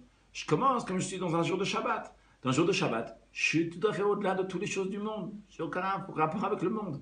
Je suis un Shabbos Likid, un juif de Shabbat. Et vu que mon travail de Anil et Dodi, de Rosh Chodesh Elul, il commence un Shabbos Likid, comme un juif de Shabbat, un juif qui est au-delà de la situation du monde. Et bien après, en conséquence de ça, même dans les jours après, ça va encore continuer, que ça va être d'une telle manière que ce sera toujours de manière de Shabbat. Tout le mois de Elul, tout le travail va être de manière de Anil et Dodi. Et si on va rentrer dans les détails, on peut retrouver ça, le Rabbi nous dit, dans les 2 jours du mois de Elul. Il y a plusieurs mois dans l'année qui ont 2 jours. Et ces 2 jours, donc pardon, quand je dis, si on parle plusieurs mois, plusieurs Rosh Chodesh dans l'année qui ont 2 jours. Presque un sur 2. Une fois c'est 2 jours, une fois c'est 1 jour. Presque à chaque fois comme ça. Maintenant, ces 2 jours de tous les Rosh Chodesh, le premier jour de Rosh Chodesh ou le deuxième jour de Rosh Chodesh peut tomber en Shabbat. Mais en ce qui concerne le Rosh Chodesh Elul, comme on l'a déjà dit tout à l'heure, il y a seulement le premier jour du mois de Elul qui peut tomber Shabbat, jamais le deuxième. Quel est le message qu'il y a dans cela? Le Rabbi nous dit le message, basé sur ce qu'on a expliqué avant, on va le comprendre. Ici, tu viens commencer ton travail de Anil et Dodi. Tu viens de commencer ton travail de Milmat al-Mala, du bas vers le haut. Tu veux dire, je suis un petit être humain, je vais commencer Minakral à la cavette, je vais commencer doucement, avec mes capacités. D'abord de manière profane, d'abord comme les jours de la semaine, et après, je vais commencer comme un jour de Shabbat. On te dit non, détrompe-toi. Le mois de Elul, le Rosh Chodesh Elul, si tombe un Shabbat, le premier jour du mois de Elul, il est obligé de tomber Shabbat. Parce que depuis le début, tu dois commencer ton travail de manière de Shabbat. Et c'est le premier jour du mois du Rosh Chodesh Elul. Le premier jour du Rosh Chodesh Elul, dans le sens qui est le plus important, dans le sens de Chashivut qui est plus important, dans son stade de prendre Yom Rishon. Attention, on a déjà appris dans la semaine dernière, dans la Sikha, que c'est toujours le deuxième jour du mois de Elul, le deuxième jour du mois qui est le plus important, mais c'est pas ça ce que le Rabbi dit ici. Le Rabbi dit le fait que ça s'appelle Yom Rishon, Rishon le premier. L'expression donc c'est Rishon dans le sens d'importance. C'est pas juste il est tombé, il est le premier parce qu'il n'y a pas le choix, il fallait en premier. Il a aussi une importance. Donc on te dit le premier, il tombe toujours Shabbat. Pourquoi? Parce qu'il a influencé sur le deuxième jour qui va tomber donc en l'occurrence donc cette année il va tomber dimanche. Donc, qui est béni de Shabbat, qu'aussi ce jour-là, ton Anil et Dodi, il va être un Shabbos Diki Ani Dodi. Il va être un Ani Dodi, ton travail, le Shabbat avec mille mal à le mata, du haut vers le bas. Rabbi continue à souligner que ça, on voit aussi dans le fait qu'on devance constamment, à chaque fois qu'on devance le Shabbat avant Rosh Chodesh. Et ça s'exprime en plusieurs endroits de la prière. Voyons. Quand tu fais la prière de Shabbat, ouais, tu fais Kabbalah Shabbat, Arvit le soir, vendredi soir, Shabbat matin, Shabbat après-midi, qu'est-ce que tu fais? C'est la prière de Shabbat. Comme d'habitude, Shabbat qui prime. Tu vas rajouter dans ta prière, tu vas rajouter aussi le Yah, le Veyav ou la prière spéciale pour Rosh Chodesh, pour le premier jour, pour le début du mois, la tête du mois. Mais tu vas rajouter, l'essentiel c'est quoi? C'est Shabbat. De même, lorsqu'il s'agit de Birkat Hamazon, remercier Dieu après avoir mangé du pain, c'est Minatora, c'est la Torah qui dit qu'il faut le faire. Tu dis d'abord Retsé, d'abord tu rajoutes la prière de Shabbat dans cette bénédiction-là, dans Birkat Hamazon. Et après, tu rajoutes aussi, il y a le Veyavo, la prière de Rosh Chodesh. Donc qu'est-ce qui prime? Rosh Chodesh. Et encore plus, pardon, ce qui prime c'est Shabbat. Encore plus que ça, il y a des fois qu'on ne mentionne même pas Rosh Chodesh. Par exemple, tu fais le Kiddush. Lorsque tu fais Kiddush, tu ne mentionnes pas du tout Rosh Chodesh. Tu fais Kiddush sans mentionner Rosh Chodesh. De même, et c'est encore un plus grand Kiddush, encore une plus grande nouveauté, dans la Haftara, lorsqu'on fait, donc, je ne vais pas traduire, je ne vais pas expliquer l'Haftara, j'espère que tout le monde comprend, donc l'Haftara, après la lecture de la Torah, on fait les bénédictions avant et après. Et vous savez, quand c'est Yom Tov, quand c'est jour de fête, eh bien, il faut mentionner, il faut rajouter aussi, donc Mekadesh Shabbat Israël Vazman, il faut rajouter aussi Zman, on rajoute les fêtes, on parle des fêtes. Mais ici, quand c'est Shabbat Rosh Chodesh, qu'est-ce qu'on a?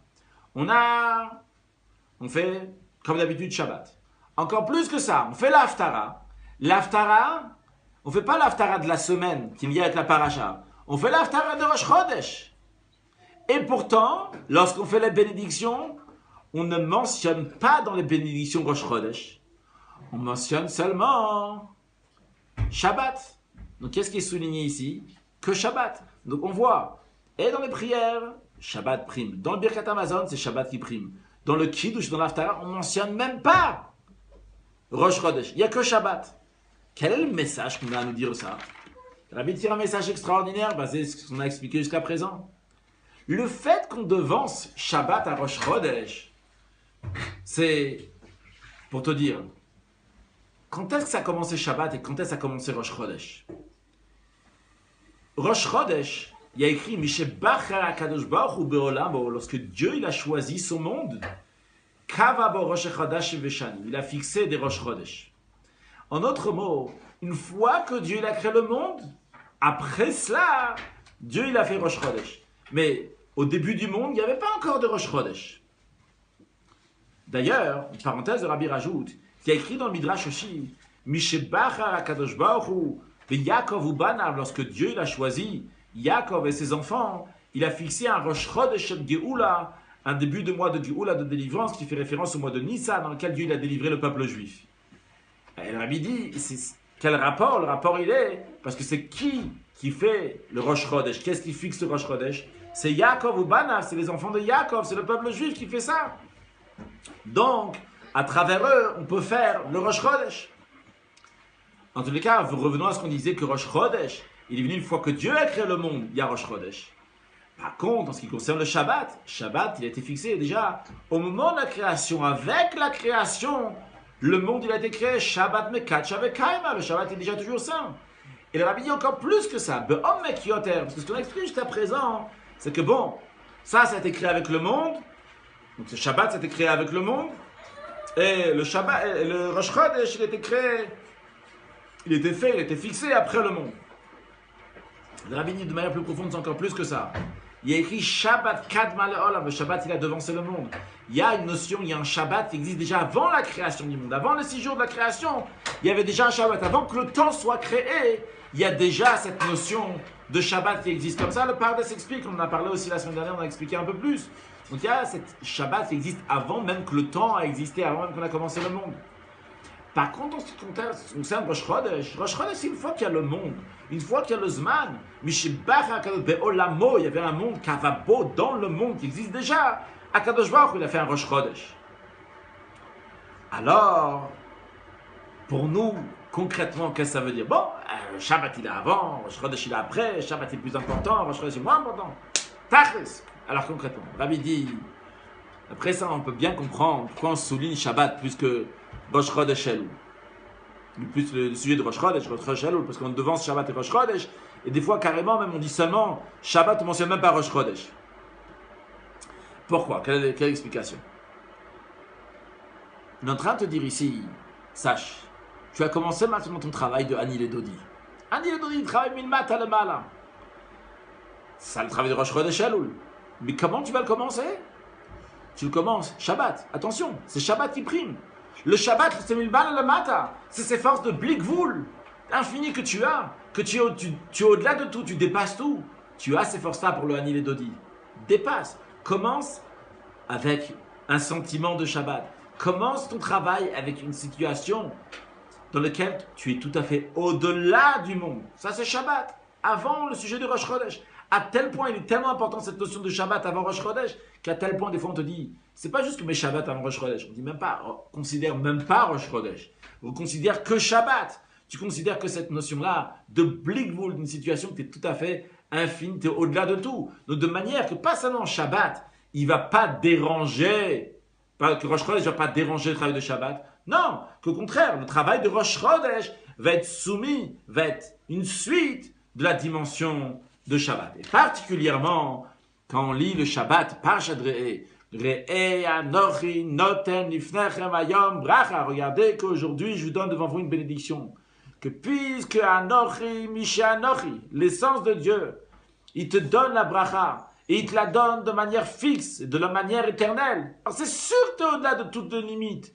Et si tu es au-delà des limites du temps, au-delà des limites de même ce qu'on appelle le Seder Zmanim, le temps qu'il y avait même avant la création, tu es même au-delà de ça. Et dans une telle situation, on te dit, avec cette dimension que tu es au-delà de tout, tu as la Anochi Misha Anochi qui te donne la bracha de manière fixe, de manière éternelle, eh bien va dans le monde, dans les critères de le monde et fais ton travail, milmat le mal.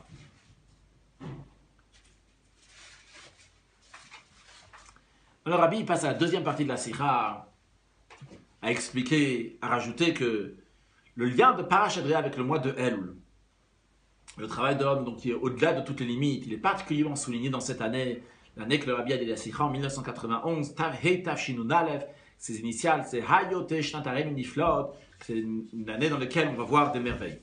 Et tout d'abord, pour nous expliquer la particularité, le Rabbi nous dit, tout d'abord, à savoir, que ce travail-là, que l'homme, il sert Dieu au-delà de toutes les limites, pour que ce soit pour de vrai, que ce soit la perfection, ça sera uniquement lorsque Mashiach va venir. Mashiach, c'est le niveau de Yechida.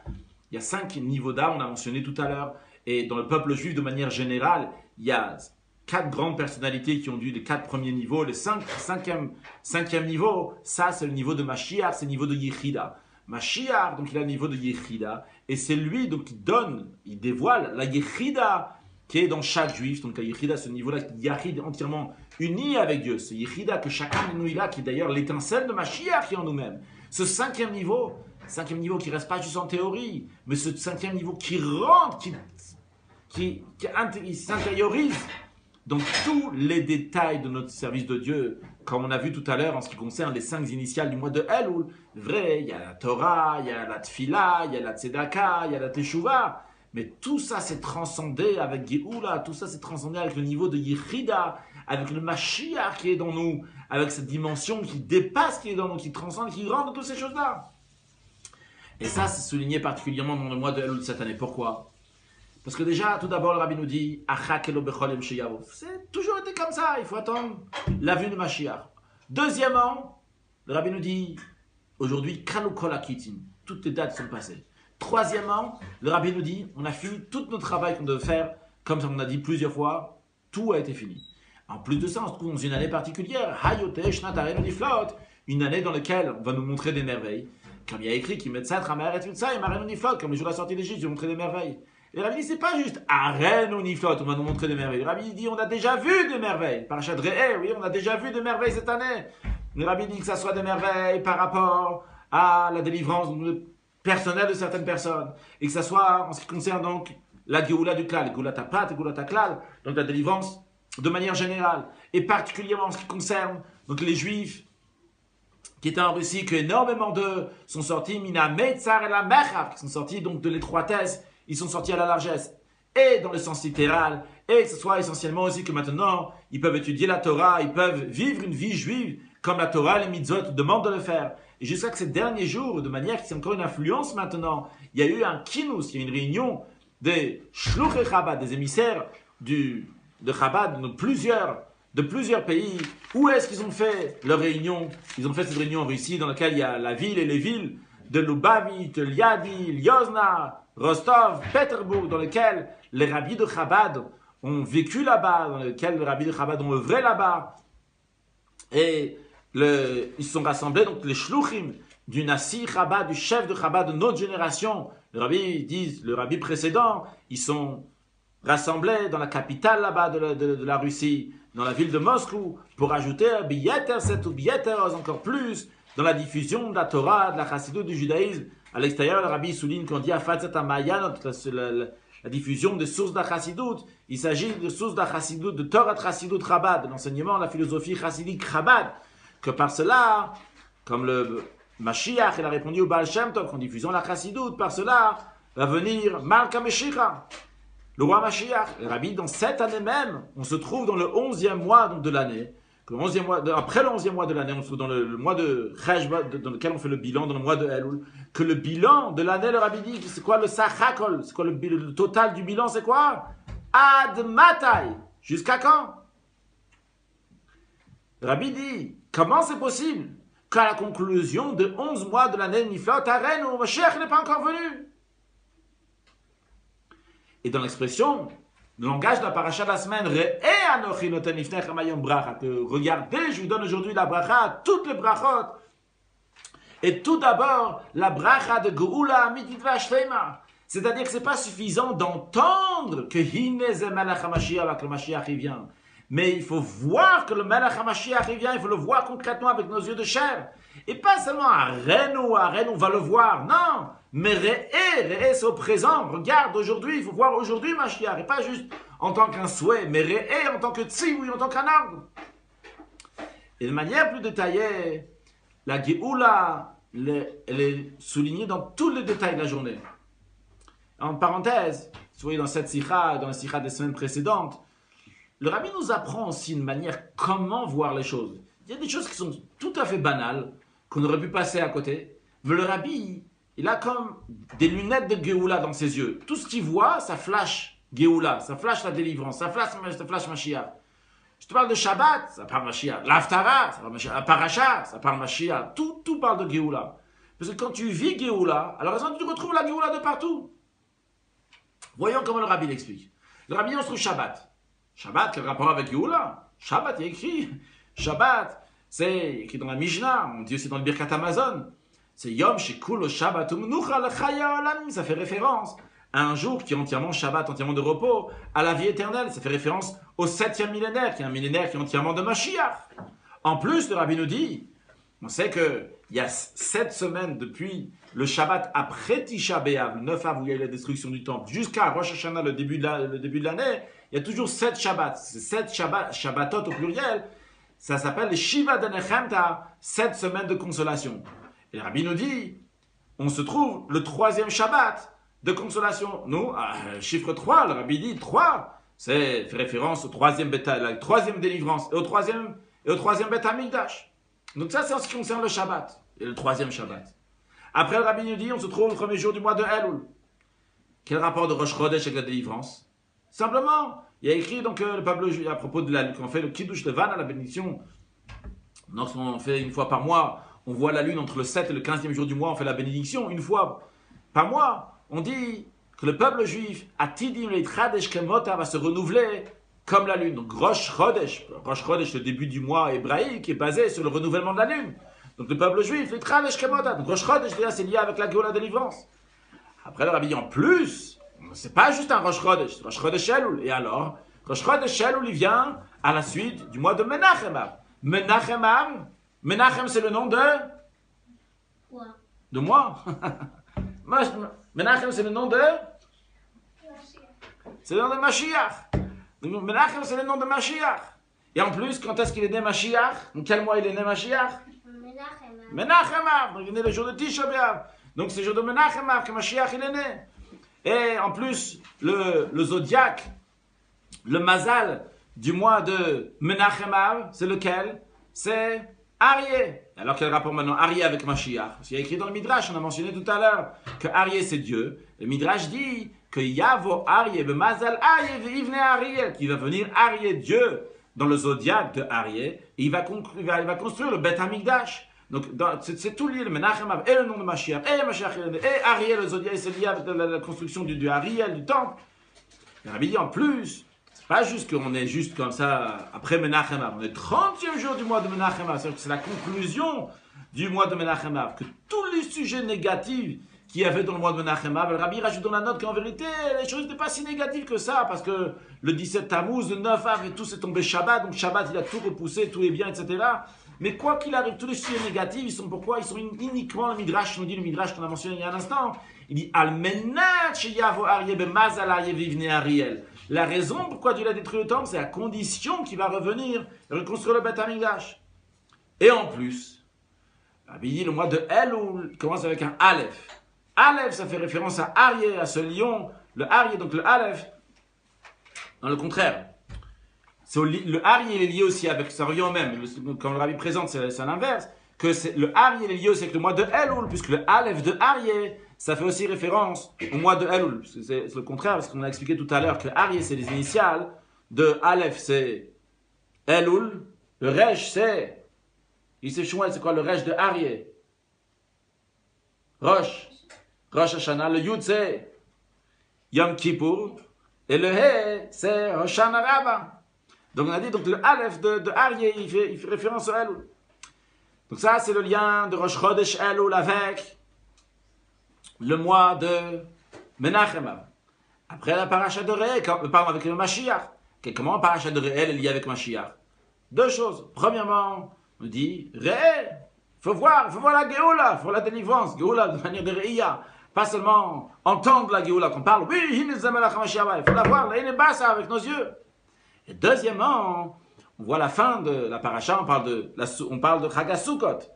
Fait de Sukkot, est-ce qu'on conclut avec Shmini Atzeret? Et Shmini Atzeret, le chiffre 8, c'est connu que le chiffre 8, c'est lié avec la Géoula, avec la délivrance.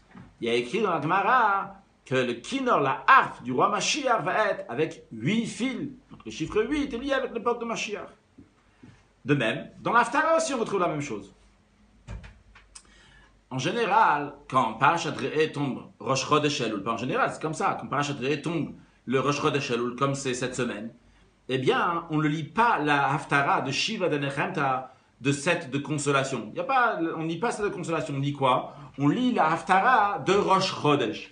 On dit donc la Haftara qu'il y a avec Rosh Chodesh, et en plus, comme c'est Macha Chodesh, le lendemain, dimanche, ça va être Rosh Chodesh, on dit aussi le premier et dernier verset de la Haftara de Macha Chodesh.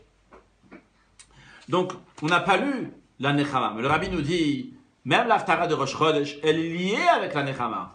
Parce que tout d'abord, elle est dans le livre de Yishaya. Le livre de Yishaya, il y a écrit que Kul Nechemta. Tout le livre du prophète Yishaya, c'est toute la Nechama, la consolation. Ça, c'est un. Deuxièmement, dans l'Haftara même, on dit plusieurs versets qui sont la Nechama. Comme par exemple, Ki ish asher imot enachamenu. Ken anachamchem ou birushalayim tenuchamu, comme un homme que sa mère va le consoler, je vais vous consoler, à Jérusalem vous allez être consolés. De même il y a écrit, simchu et Yerushalayim vegiluba, donc réjouissez-vous avec Yerushalayim. De même il y a écrit, veviu et tachechem, etc., mikol hagoyim, que les non-juifs vont ramener tous vos frères de toutes les nations, ils se trouvent, ils vont les amener à Yerushalayim, ils vont les amener au Beth Hamikdash. Et encore plein de versets donc, qui parlent qui parle de consolation du peuple juif. Et jusqu'à la conclusion dans laquelle il y a écrit que chaque Rosh Chodesh et chaque Shabbat,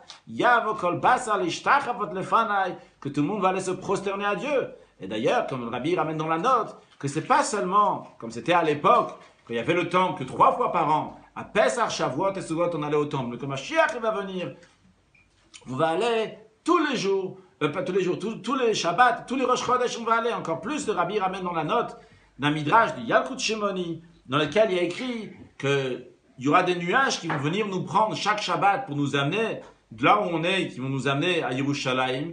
Et ça, donc, pour le matin, et après, ils vont nous ramener après chez nous. Et le Midrash dit que quand c'est Shabbat et Rosh Chodesh, qu'est-ce qui se passe quand c'est Shabbat et Rosh Chodesh? Il y a un aller-retour ou deux allers-retours? C'est Shacharit et Mincha. Très très bien. Il y a un premier, il ramène le verset dans la note aussi du Midrash. Donc il y a un aller donc, qui est fait le matin pour Shacharit, et après on repart chez nous à la maison, et après encore une fois, donc l'après-midi pour faire Mincha à Yerushalayim. Et le Rabbi dit cette conclusion, en plus on dit Vehaya midei chodesh bechodesh. Alors en général, quand on finit la Haftara de Rosh Chodesh, on répète deux fois ce verset. Pourquoi on répète deux fois ce verset? Parce qu'en vérité, le Vehaya midei chodesh bechodesh midei Shabbat beshabbato, que chaque Rosh Chodesh et chaque Shabbat on va aller à Yerushalayim, ça c'est l'avant-dernier verset. Mais vu que le dernier verset, il est négatif, alors on ne veut pas finir avec Vehayu deron echol basar, pigri anashim, etc. Donc on finit, on répète cet avant-dernier verset. Mais le Rabbi dit, lorsqu'il s'agit de Shabbat, Rosh Chodesh Elul, le lendemain c'est toujours Machar Chodesh. Donc on rajoute déjà à la fin de la Haftara, une fois qu'on finit Vehayu deron echol basar avec le négatif, on rajoute encore deux autres versets, qui est le premier verset de l'Haftara de demain, c'est Rosh Chodesh, et le dernier verset de l'Haftara de Machar Chodesh. Donc on n'aurait pas besoin de conclure avec Vehaya midei chodesh bechodesh. Et pourtant, on continue, on finit toujours avec Vehaya midei chodesh bechodesh. Souligner cette notion et qu'il y ait avec la Geoula, midei chodesh bechodesh, midei Shabbat beshabbato, que lorsqu'il y aura la Geoula, on va aller à Rosh Chodesh et Shabbat, deux fois, on va aller à Rosh Chodesh et Shabbat, pas comme c'était avant, seulement Shalosh Regalim 3 fêtes.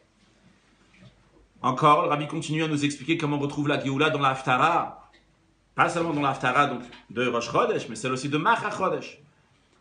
Juste en deux mots, l'histoire, c'est une histoire entre le roi David, qui n'était pas encore roi, et le fils du roi Shaoul, qui s'appelle Yehonatan, d'ailleurs dans la note, qui n'est pas imprimée dans tous les Likutei Sirot, dans toutes les Sirot, à voir pourquoi.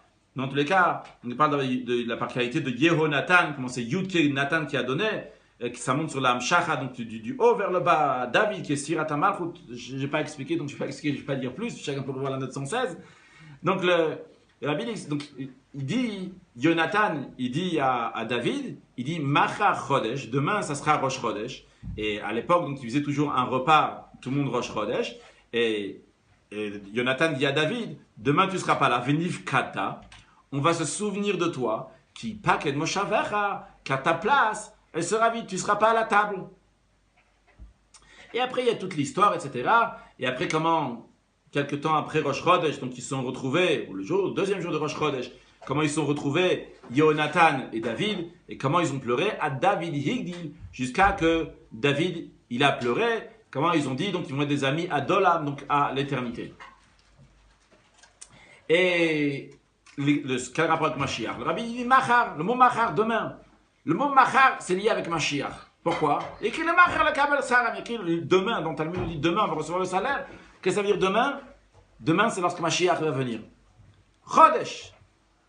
C'est quoi le rapport de Chodesh? Chodesh, c'est référence, on a déjà dit avant. C'est la référence chez Matin, il dit Tradesh Kemota, le peuple juif va se renouveler comme la lune.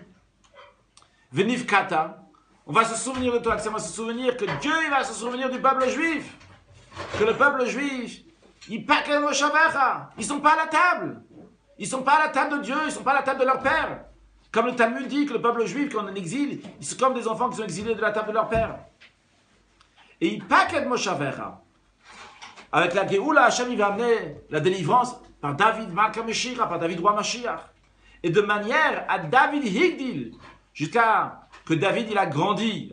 Là-bas, ça parle qu'il a pleuré beaucoup, mais ça veut dire la gadlout, une grandeur. Il n'y a pas une plus grande grandeur donc de David, du roi Mashiach, et que ce soit de manière éternelle. Ad Olam, c'est-à-dire que ça va être une délivrance, qu'il n'y aura plus d'exil après. Le Rabbi n'a pas fini. Et la lecture de Shabbat à Mincha. Quelle lecture on a du Shabbat à Mincha? Quel paracha? Le paracha Shoftim. Shoftim. Donc c'est un secret, mais je fais la vidéo dimanche, je suis en retard d'un jour, je suis pas dans la semaine d'avant. Mais on a lu, les enfants ils hier après-midi, on a lu la paracha de Shoftim. Donc Shoftim veshotim titen lecha bechol sha'arecha. Donc tu vas mettre des policiers, tu vas mettre des juges à toutes tes portes. Ça veut dire que l'accomplissement de cette mitzvah, quand est-ce qu'on pourra faire l'accomplissement de ramener de refaire qu'il y aura les juges,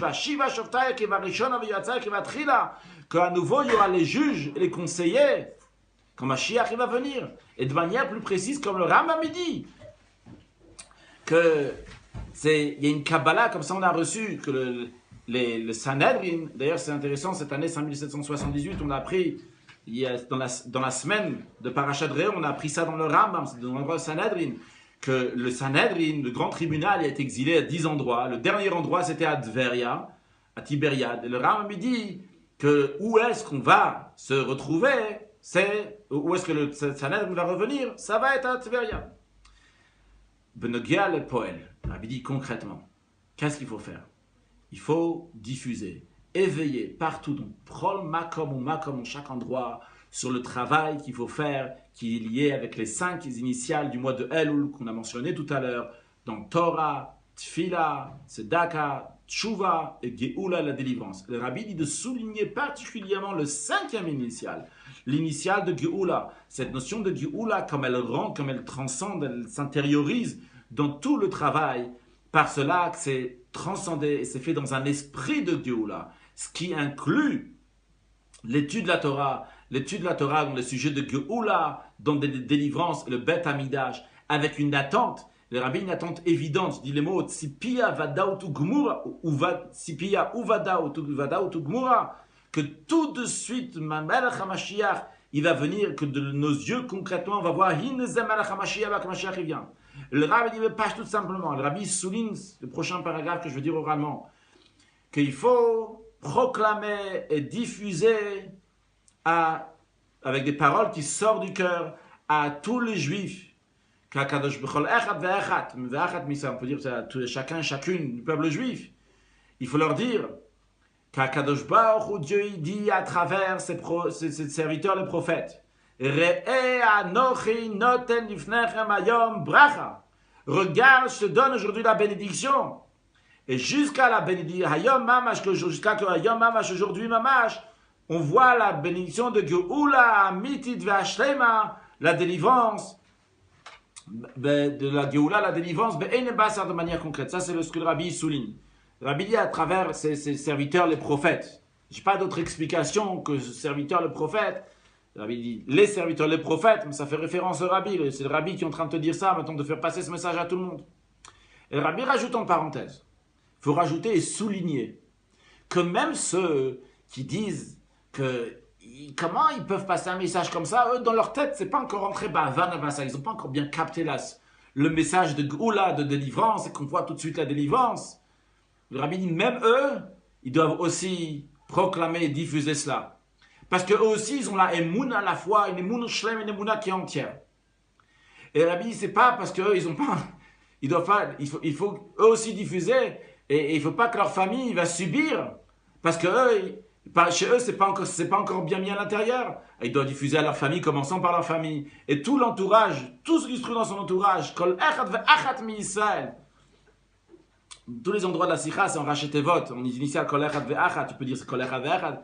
Si le Rabbi n'est pas mieux racheté, Kol Echad ve'Achat mi Israël, il faut dire à chacun, chacune du peuple juif. Et le Rabbi dit, c'est sûr qu'avec les efforts comme il faut, les choses vont bien être reçues, ils vont faire leur effet. Pas seulement chez les autres, mais aussi chez la personne que lui proclame, qui diffuse, que chez lui aussi ça va rentrer, mais bien mieux, ça va rentrer de manière intérieure. Le Rabbi dit que du fait que Dieu fasse, que du fait de parler dans ce sujet-là, eh bien tout de suite, déjà ce Shabbat-là, on va mériter de voir avec nos yeux la Geoula, Mitit Vashlema, l'idée Mashiach, Tzidkenu, la délivrance par avec Mashiach. Et particulièrement qu'on relit cela avec un Lechaim, dans un réunion chassidique, Berov Amagat Malech, où il y a beaucoup, donc il y a un grand public, c'est l'honneur du roi, il y a beaucoup de monde qui est ici, et en plus c'est dans la synagogue du rabbi précédent, du chef de la génération, dans un lieu d'étude, dans un lieu de bonne action du rabbi précédent. Alors le rabbi dit, Lechaim velivracha, on dit Lechaim à tout le monde, Lechaim velivracha. Le rabbi dit Lechaim à tous ceux qui sont ici, et qu'à travers eux, ça va le Lechaim, pour tous les juifs partout où ils sont, qu'on va être bénis, tous ensemble, dans tous les brachot, et de manière de mais qu'on voit qu'Akadosh Baruch Hu nous donne aujourd'hui la bracha. Et la bracha, bien sûr, la bracha de Ktiva Vachatima Tova Leshana Tova Metuka, pour avoir une bonne et douce année. Et Alachat Kam Vekam, à plus forte raison, en ce qui concerne la Geoula de Mitid Vashteima, de Meshiach Tzidkenu, de manière que chacun il peut montrer du doigt et dire Re'e, vois. Et dans l'expression du verset, à la fin, la conclusion de Parashat Vezot Abracha Sher Berach Moshe, la paracha qu'on va lire, et qui, le Rabbi fait le lien de Parashat Vezot Abracha qu'on va lire à Simchat Torah, puisque dans la paracha de la semaine, on a lu Sukkot et Shmini Atzeret dans Parashat Re'e, et après ça, donc, il y a bien Simchat Torah, donc une Parashat Vezot Abracha. Qu'est-ce qu'on dit à la fin? On dit le Eine Kol Israël aux yeux de tout le peuple juif. Donc Re'e, cette notion de Re'e, le Eine Kol Israël, que tout le monde va voir cette Geoula, Midit Vashleima, que chacun monte du doigt de manière de Re'e. Et puisque Matkifim, on fait le lien entre la fin et le début, la fin de la Torah, le Eine Kol Israël avec Bereshit. Bereshit bara Elokim, le renouvellement de la nouvelle, quand Kadosh Baruch Hu a créé la création. Et c'est lié avec, qu'on a lu dans l'Haftara de Rosh Chodesh, Hashamayim HaChadashim Va'aretz HaChadasha, le nouveau ciel, Shamayim HaChadashim, le nouveau cieux, la nouvelle terre que Kadosh Baruch Hu va faire lorsque Mashiach va venir. Et Rabbi dit, que ce soit pour nous comme ça, qu'à la suite de la Yitrachu de renouvellement qu'il y a eu le Rosh Hashanah, le premier jour de l'an de l'année Tafshin 1991, dans lequel il y a une Yitrachu, il y a un renouvellement du monde entier, comme l'Admor HaZaken, il explique dans le Tanya, que lorsque ça arrive Rosh Hashanah, à ce moment-là, il y a un renouvellement dans le monde qui n'a jamais existé, un Chadash, une nouvelle lumière qui n'a jamais existé, qui vient dans le monde chaque Rosh Hashanah. Eh bien, le Rabbi nous dit qu'on mérite le Shabbat Kodesh, Rosh Chodesh Elul, qui est le début donc de toute l'année, un renouvellement de la création avec la perfection, Hashamayim HaChadashim Va'aretz HaChadash Hashem Ose, avec le Chidush Torah, renouvellement de la Torah, avec la perfection aussi, Torah Chadash Amititet, c'est cette nouvelle dimension que Dieu va nous dévoiler de Torah. Et tout le monde répond Amen, comme il y a écrit que Gadol HaOne Amen Yotamin Amevar, que celui qui dit Amen, il est encore plus haut que celui qui fait la bracha. Et de manière, pas seulement qu'il est encore plus haut, mais comme la Gemara, elle donne un exemple à la fin du traité Nazir, elle dit que c'est de manière que Giborim Notsil, c'est des forts qui vont gagner, c'est ceux qui répondent Amen. Donc Amen Kenye Ratson, les enfants répondaient Amen, Amen Kenye Ratson un instant. Amen. Dans tous les cas.